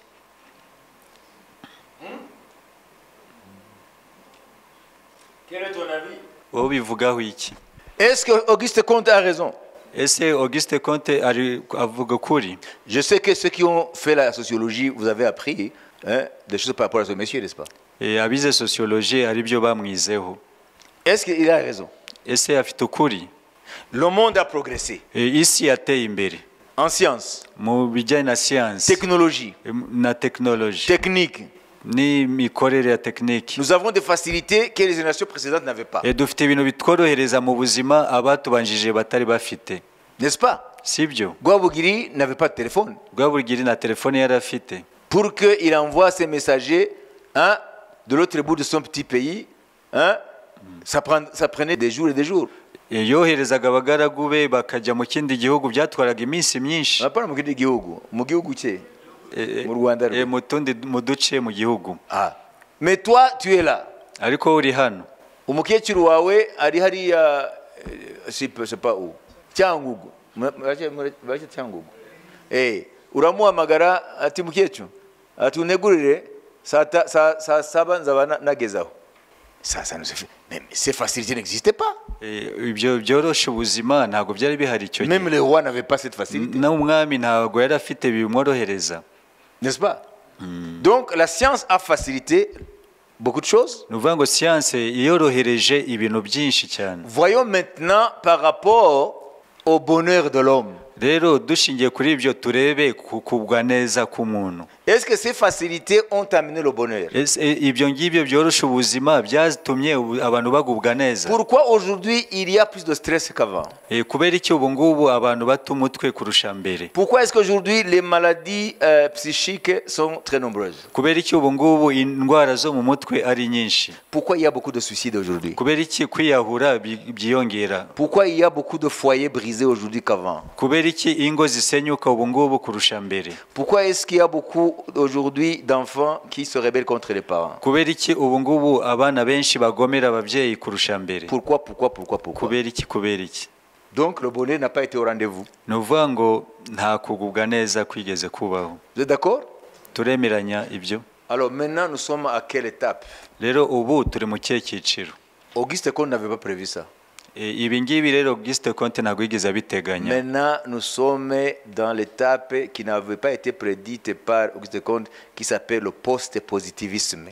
Rero turi mu bihe Auguste Comte atigeze ateganya bita ibihe bya nyuma ya positivisme. Alors qu'est-ce qui caractérise le post-positivisme? Ni iki kiranga ibyo bihe dans lequel nous sommes? Ibihe nyine turimo ubu.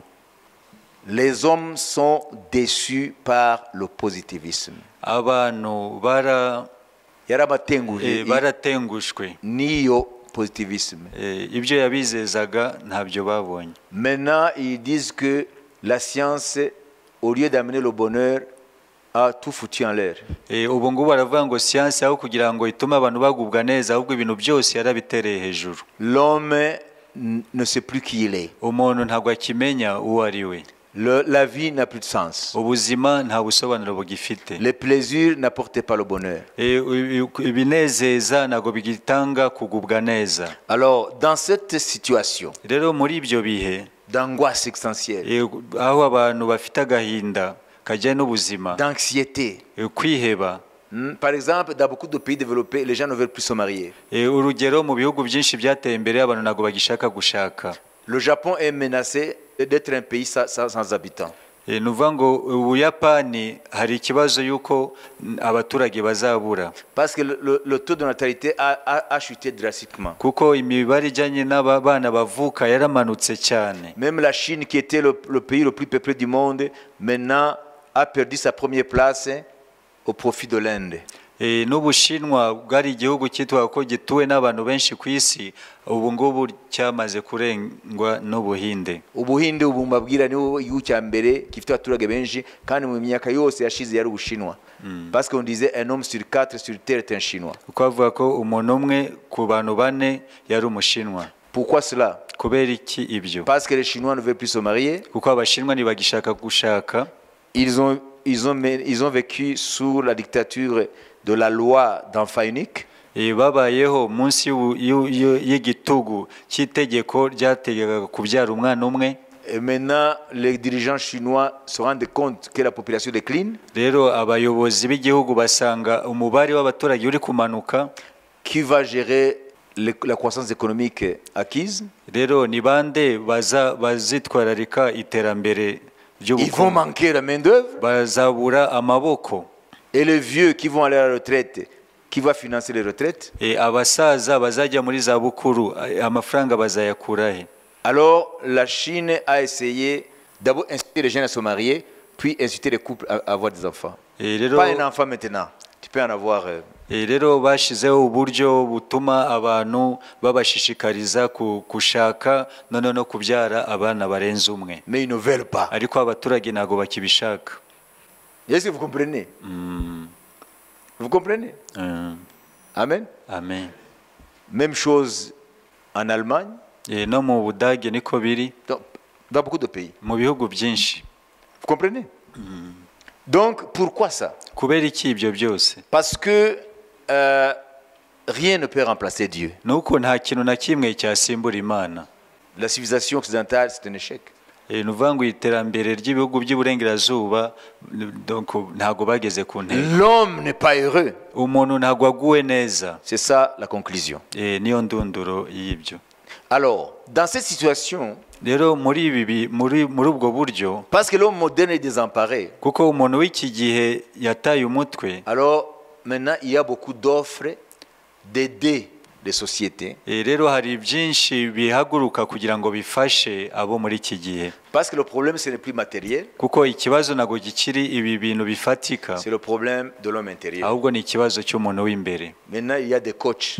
Rero hari abo bita ba coach, abatoza qui font des contrats avec des entreprises. Bagirana amasezerano n'ibigo. Un contrat avec des entreprises. Bakagirana amasezerano n'ibigo pour donner des techniques, enseigner des techniques kugira ngo bigishe uburyo au personnel de l'entreprise, abakozi b'icyo kigo, à commencer par les managers, bahereye ku bayobozi bakuru, afin de se libérer de stress, kugira ngo babashe kuva muri stress, de l'anxiété, muri ako gahinda, du mal-être, mu kugubwa nabi, et acquérir maintenant la stabilité. Rero babashe kubona uburyo batuza. Parce qu'ils sont convaincus que le développement de l'entreprise, la prospérité dépend de l'état de l'homme intérieur, du personnel.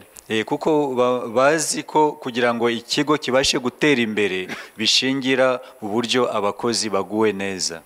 Alors, ces techniques-là, rero ubwo buryo bakoresha, utilisées par ces coachs, abo batoza bakoresha, vous en avez parlé de la relaxation. Bazakoresha muzumva bavuga relaxation. Ni ijambo ryitwa relaxation. Donc ils ont une salle. Haba bafite icyumba. Ils enseignent différentes techniques, positions, comment respirer, comment maintenir, etc. pour que l'homme intérieur soit libéré de stress, de l'angoisse et aussi tout ce qui pèse sur l'homme moderne.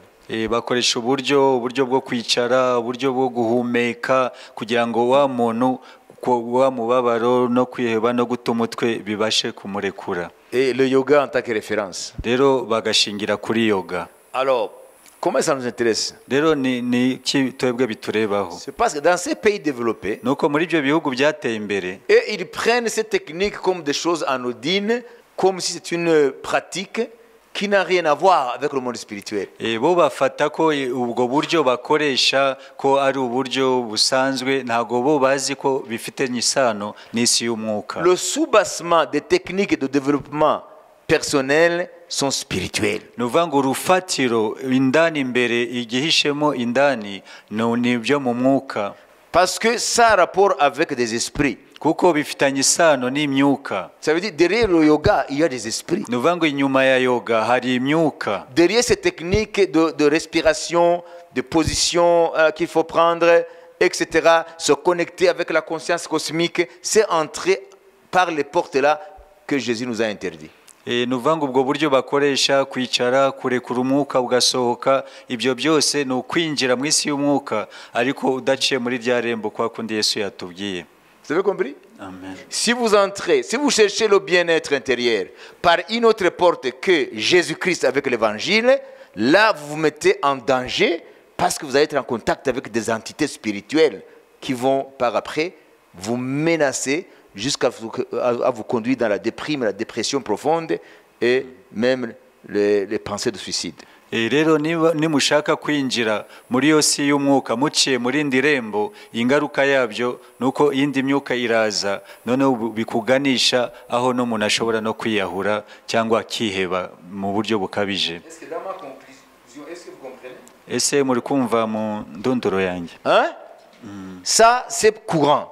Ibi bigezweho. Aujourd'hui, il y a très peu d'entreprises dans ces pays développés qui n'ont pas un contrat avec un coach. Ubu ngubu mu biriya bihugu nta kigo kiba kidafite uwo mutoza, baba bafitanye amasezerano. Un contrat. Baba bafitanye amasezerano. Pour que le personnel de l'entreprise soit maintenu dans un état mental, n'est-ce pas, sain.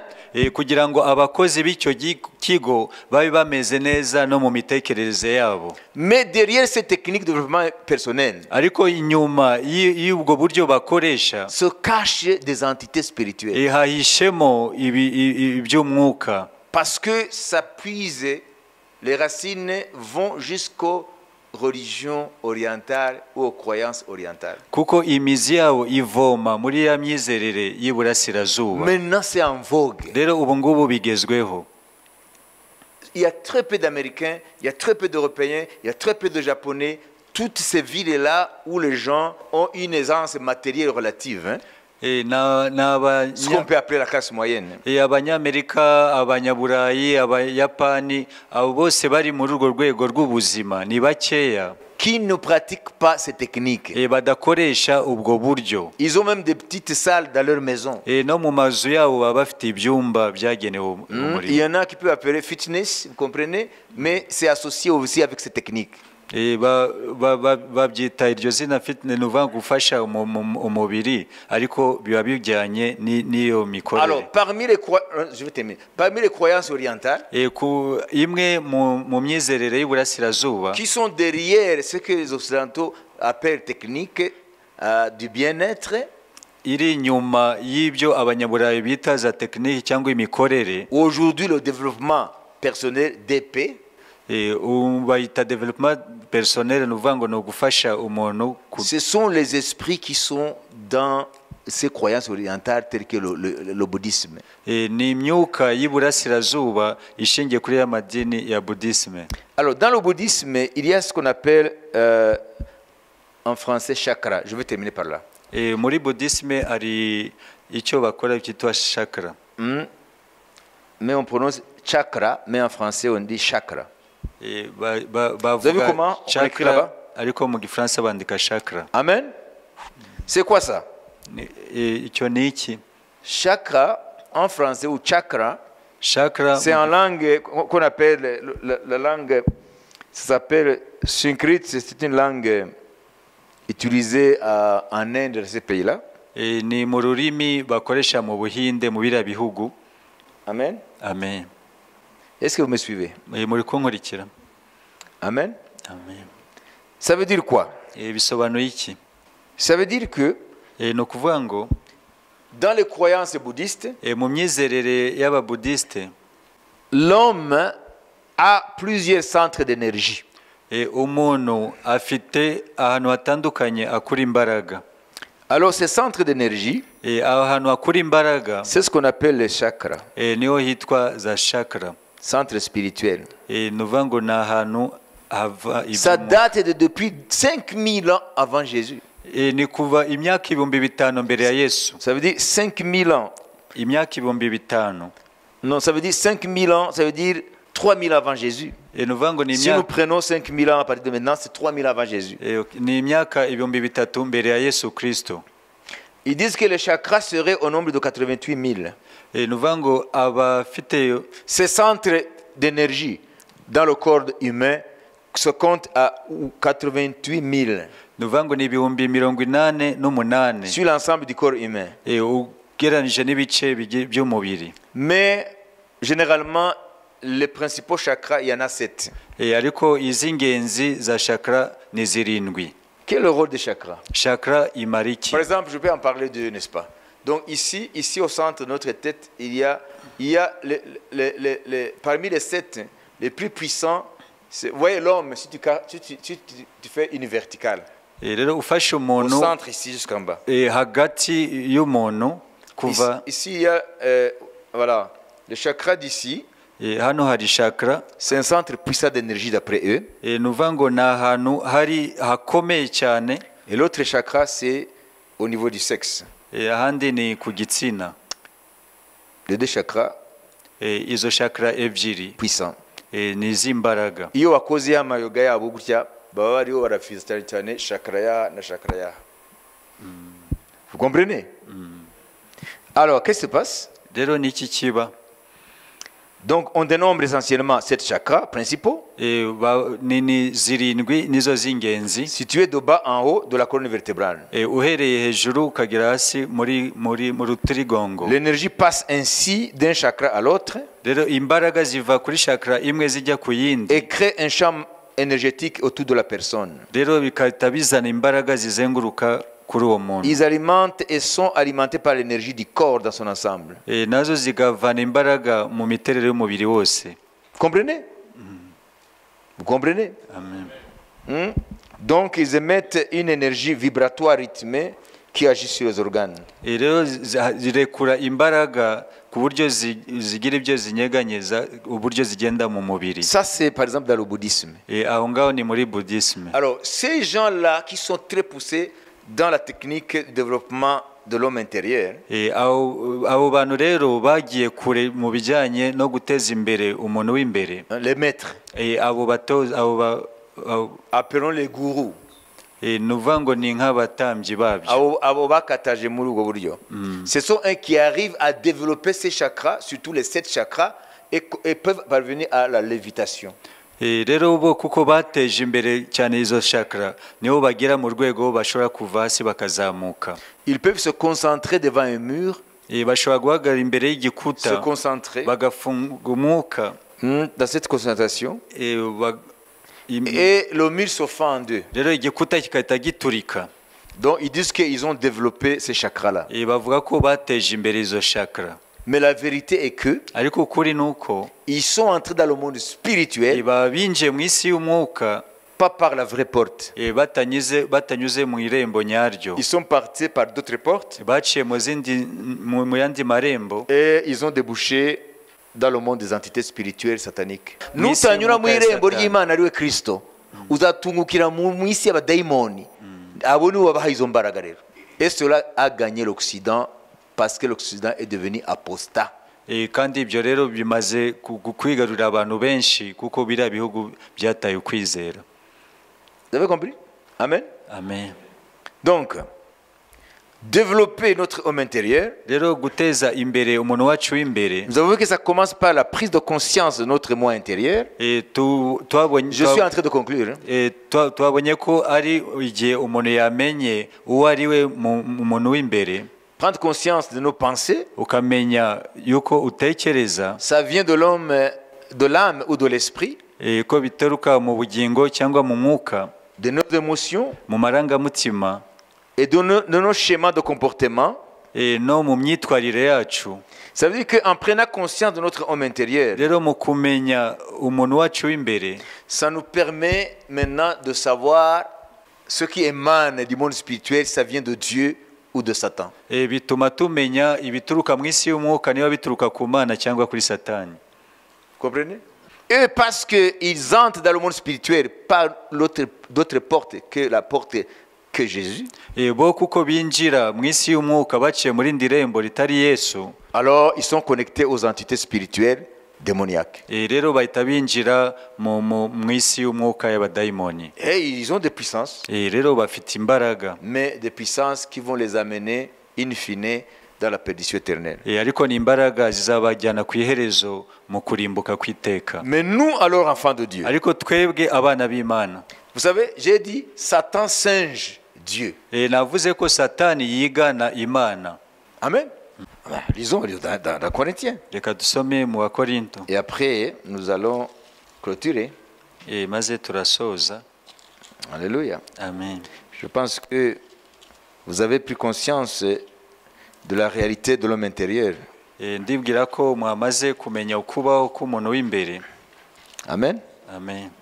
Alors à partir de maintenant, uhereye ubu il ne faut plus dire ntabwo ukwiriye kongera kuvuga que vous êtes un corps avec une âme. muri umubiri mufite ubugingo, Il faut dire que nous sommes une âme dans un corps. ahubwo mukwiriye kuvuga ngo turi ubugingo butuye mu mubiri. Nous ne sommes plus des corps, mais nous sommes des âmes dans un corps. Ntabwo tukiri umubiri, ahubwo turi ubugingo butuye mu mubiri, Parce que nous sommes déjà conscients de comment Dieu nous a créés. kuko twamaze kumenya uburyo Imana yaturemye. Amen. Amen.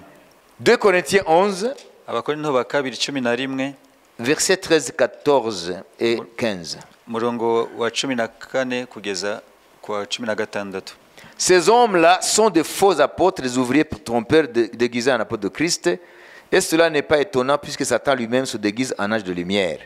Il n'est pas donc étrange que ces ministres, ces serviteurs, aussi se déguisent en ministres de justice. Leur fait sera selon leurs œuvres.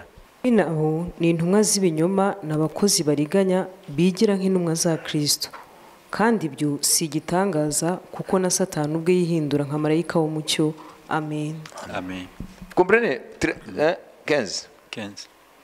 Nuko rero ubwo bimeze bityo ntibyaba igitangaza kugira ngo abakozi be nabo bigire nk'abakozi bagabura ibyo gukiranuka, iherezo ryabo rizahwana n'imirimo yabo. Amen. Amen. Ici, Paul parle des faux apôtres. C'est dans le domaine chrétien, n'est-ce pas? Hano Paulo aravuga ku bijyanye n'intumwa zitari zo, mais nous pouvons aussi l'appliquer à tous les serviteurs de Satan qui trompent l'humanité en croyant que l'homme peut parvenir au développement personnel et atteindre le bien-être escompté en dehors de Jésus-Christ. hano twabihuza n'abantu bose biyita abo bose b'abakozi ba Satani bizeza abantu yuko bashaka kubageza mu buzima bwiza, mu kugubwa neza, baciye ahandi batanyuze muri Yesu. Parce qu'aujourd'hui, plusieurs personnes, plusieurs entreprises sollicitent des coachs pour les aider à développer le potentiel qui est latent dans leur homme intérieur, des forces intérieures, des forces psychiques pour eux, mais ce sont des forces spirituelles, les développer et pouvoir échapper à l'angoisse existentielle d'aujourd'hui qui est très accentuée aujourd'hui et qui plonge les hommes dans la détresse morale, même dans l'angoisse, dans l'anxiété. hari abantu, hari ibigo byifashisha abo bantu bafite izo tekinike kugira ngo bafashe abantu kugira ngo imbaraga bafite muri bo zibashe guseruka, noneho bitume babasha gukemura ibibazo bibaza ku bijyanye n'ubuzima bwa none n'ubuzaza. Écoutez-moi ici. Les pratiques de développement personnel ubwo buryo bwo guteza imbere umuntu sont couramment sollicités dans le management. cyane cyane bukenerwa mu bijyanye na management, mu miyoborere y'ibigo. Par exemple, urugero, dans la formation initiale et continue des managers, mu guhugura, mu mahugurwa ahabwa abayobozi b'ibigo, dans le développement des capacités de management et de leadership, mu guteza imbere inyigisho zijyanye no gufasha abayobozi ainsi que dans les accompagnements professionnels no gufasha abakozi tels que le coaching. mu kubatoza. Développement personnel rime alors avec connaissance de soi. Rero bijyanye n'umuntu ku kwimenya. Ils enseignent que l'homme, ils doivent se connaître. Nabo barigisha ko C'est comme nous. umuntu akwiriye kwimenya. Vous comprenez? Nabo bameze nkatwe. Ils enseignent que vous devez vous connaître d'abord. Bavuga ngo mbere na mbere mukwiriye kwimenya. Il faut travailler sur l'estime de soi. Wowe ubwawe ukihesha agaciro. wowe ubwawe ukihesha agaciro. Capacité interpersonnelle. Ukamenya ubushobozi ufite interpersonnelle mu mibanire yawe n'abandi. Savoir communiquer. Ukamenya kuvugana n'abandi. Aptitude à motiver ou à mobiliser. Ukaba ufite ubushobozi bwo gukangurira abantu mu gikorwa runaka. Donc cela commence à gagner les masses. Rero ibyo biri kugenda bigafata imbaga y'abantu benshi. Et on dit ici que c'est la démocratisation pratique de développement personnel. Nuvuga ngo byamanutse bigera mu nzego zose z'ubuzima. Et l'augmentation du nombre de professionnels, de coachs. No mubare munini w'abagenda batoza bigisha bene ibyo. Vous comprenez? C'est terrible, hein? Ni ibintu bikomeye. Amen. Je suis en train de terminer. Ndi gusoza. Donc le développement personnel. Rero gufasha umuntu kwiteza imbere.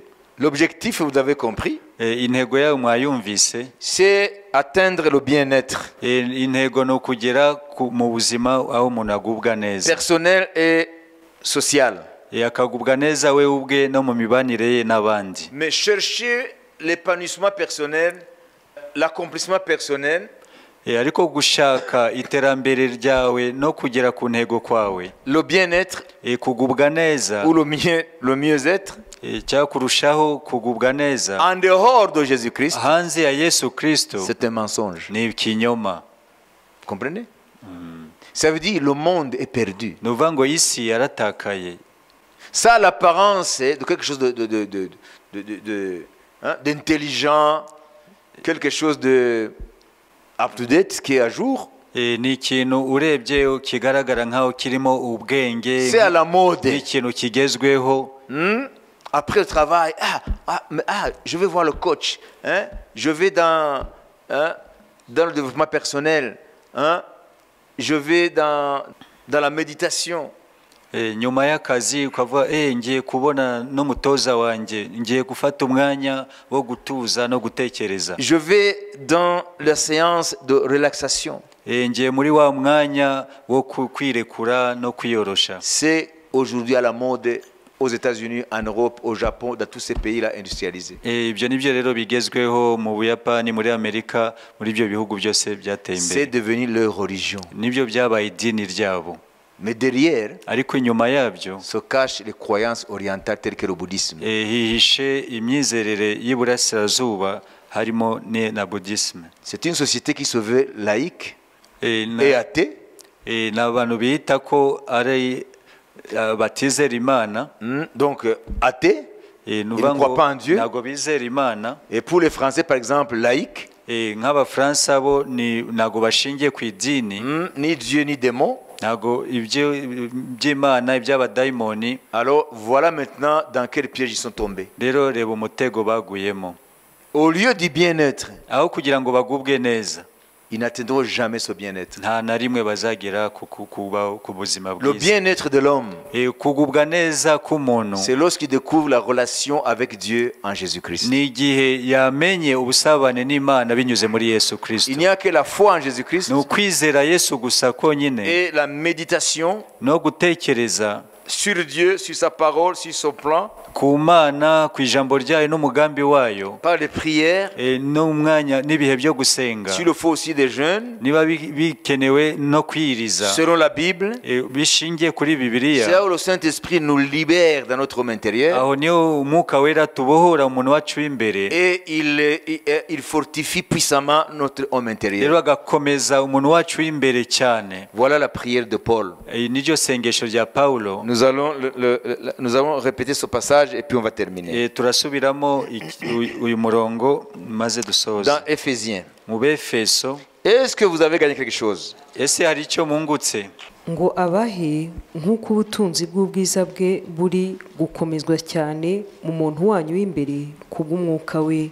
Amen. Mais commençons au 14 parce que c'est la prière. Duhere Ces paroles font partie de sa prière.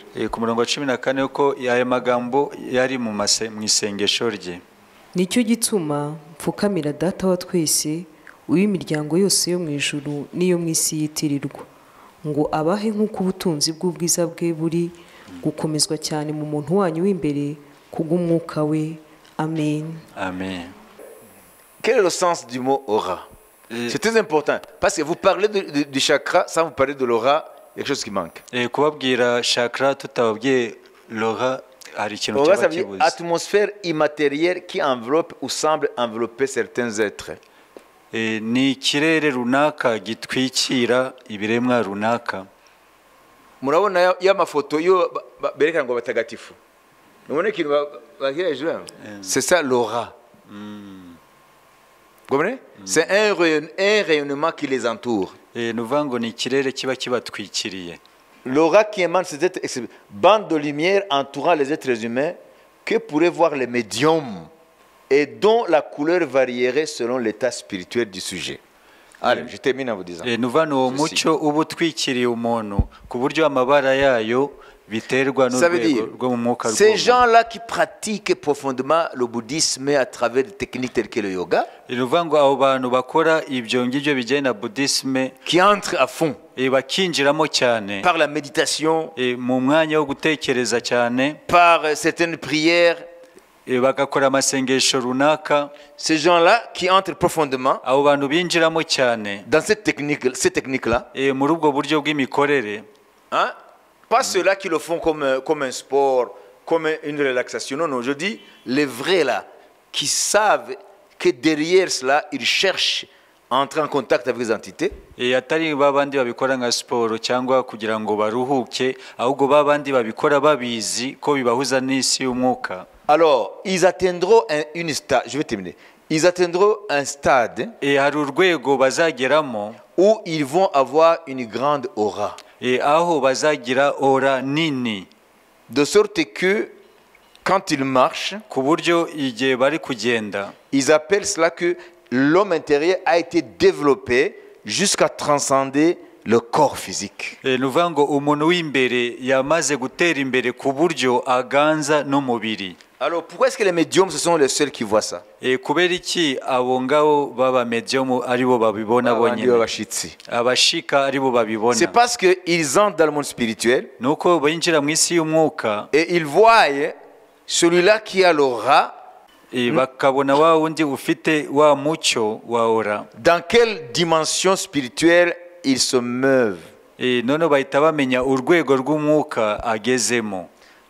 Je vous ai dit, pour terminer, que Satan singe Dieu. Nababwiye ko Satani yigana Imana, Imite Dieu. yigana Imana. Est-ce que l'aura appartient seulement à ces adeptes de ces croyances orientales-là? Ese ora nabo ngabo gusa biyo myizerere nibo bayifite bonyine?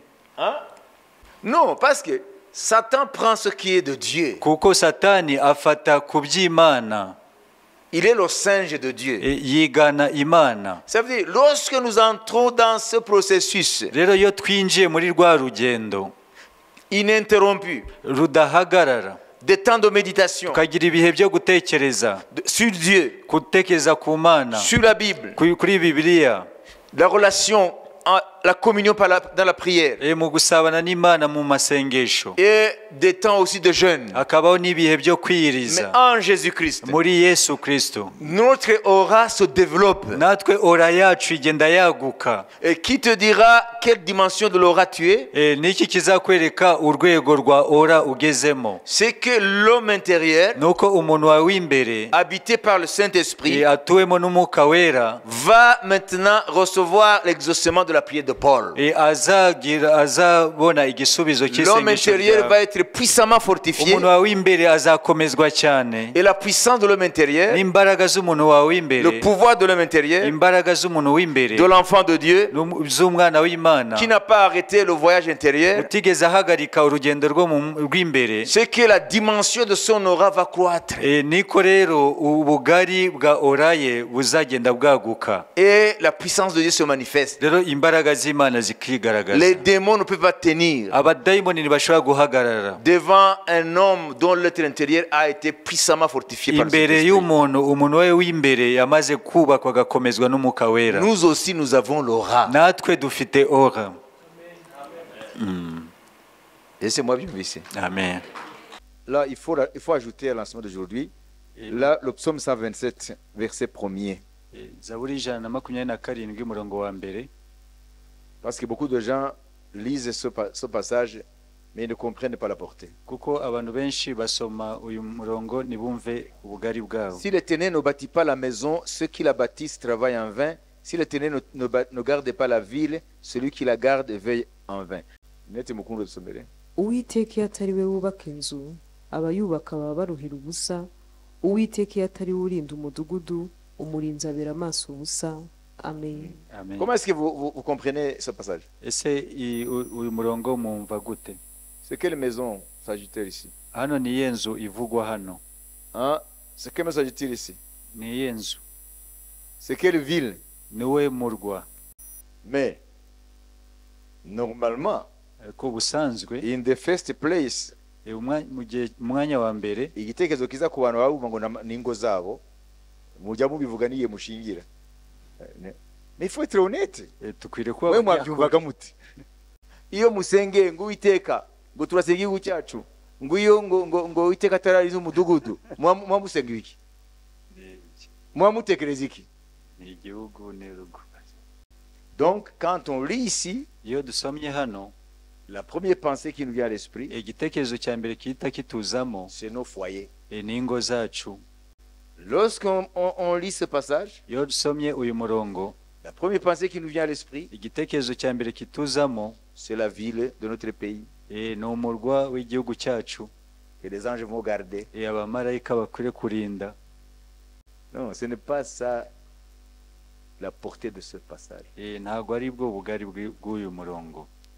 Que ce soit la maison, Yaba urugo, que ce soit la ville, yaba umurwa, si ce n'est pas l'Éternel qui garde la maison, si ce n'est pas l'Éternel qui garde la ville, niba atari Uwiteka urinda umurwa, l'idée première, igitekerezo cya mbere ça veut dire ni ukuvuga ngo toutes les choses ibintu byose auxquelles l'homme aspire, umuntu yifuza, toutes nos aspirations, ibyifuzo byacu byose, même si apparemment on croit y parvenir, nubwo twatekereza ko twabigezeho, en dehors de Dieu, hanze y'Imana, si ce n'est pas Dieu qui est à la base, niba Imana atari yo rufatiro rwabyo, nous peinons pour rien. tuba turuhira ubusa, Nous travaillons en vain tuba dukorera ubusa, et tout ce que nous faisons à la fin, in fine, c'est rien du tout.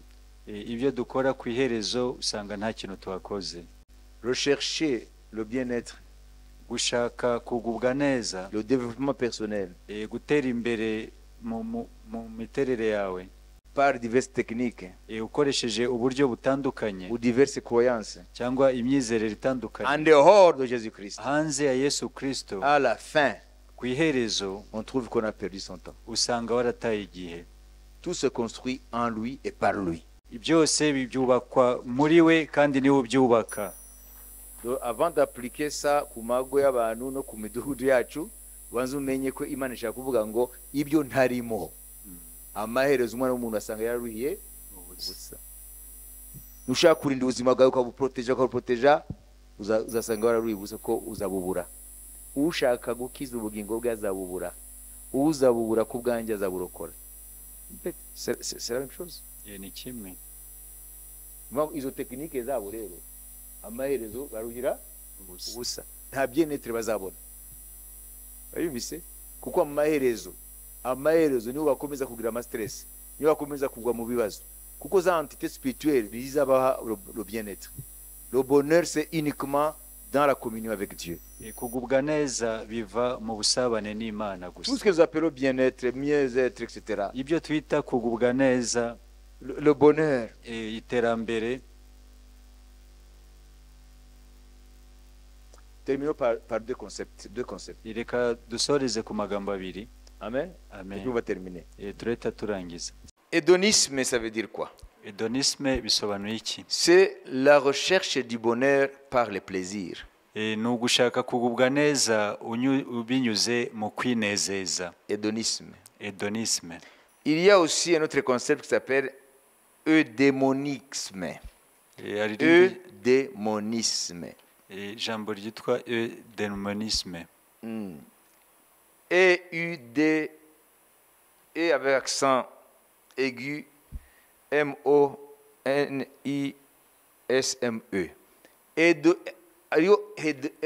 Hédonisme, c'est ce qu'on a oublié.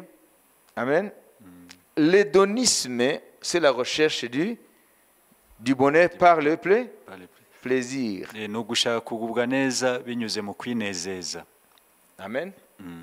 Et puis le démonisme, c'est la recherche du bonheur, ni ugushaka kugubwa neza pas par le plaisir, bitanyuze mu kwinezeza, mais oui, pas de plaisir, mais pas pour le plaisir, mais des plaisirs qui sont dirigés, canalisés moralement et qui affectent aussi la société. Ne cherche pas le bonheur pour toi-même, mais pour la société.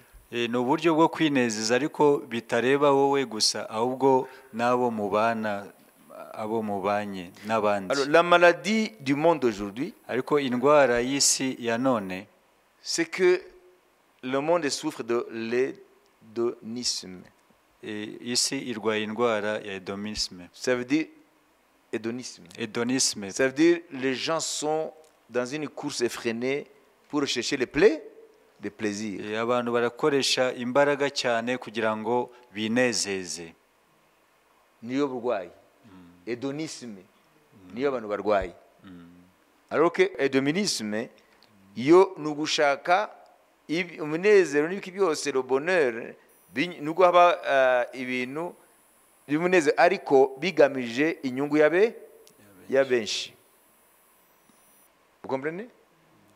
Alors, la philosophie d'Épicure, épicurisme est entre les deux. Ni kuvuga Épicure, uwo mufilosofe waravuga ko umuntu ntakwiye kuba imbata y'ibyishimo yimunezeza gusa, ahubwo akwiye kuba mu buzima ho ibintu akeneye by'ingenzi gusa niyo akwiye kwibanda. Uvuga ngo umva ko ari hagati aho.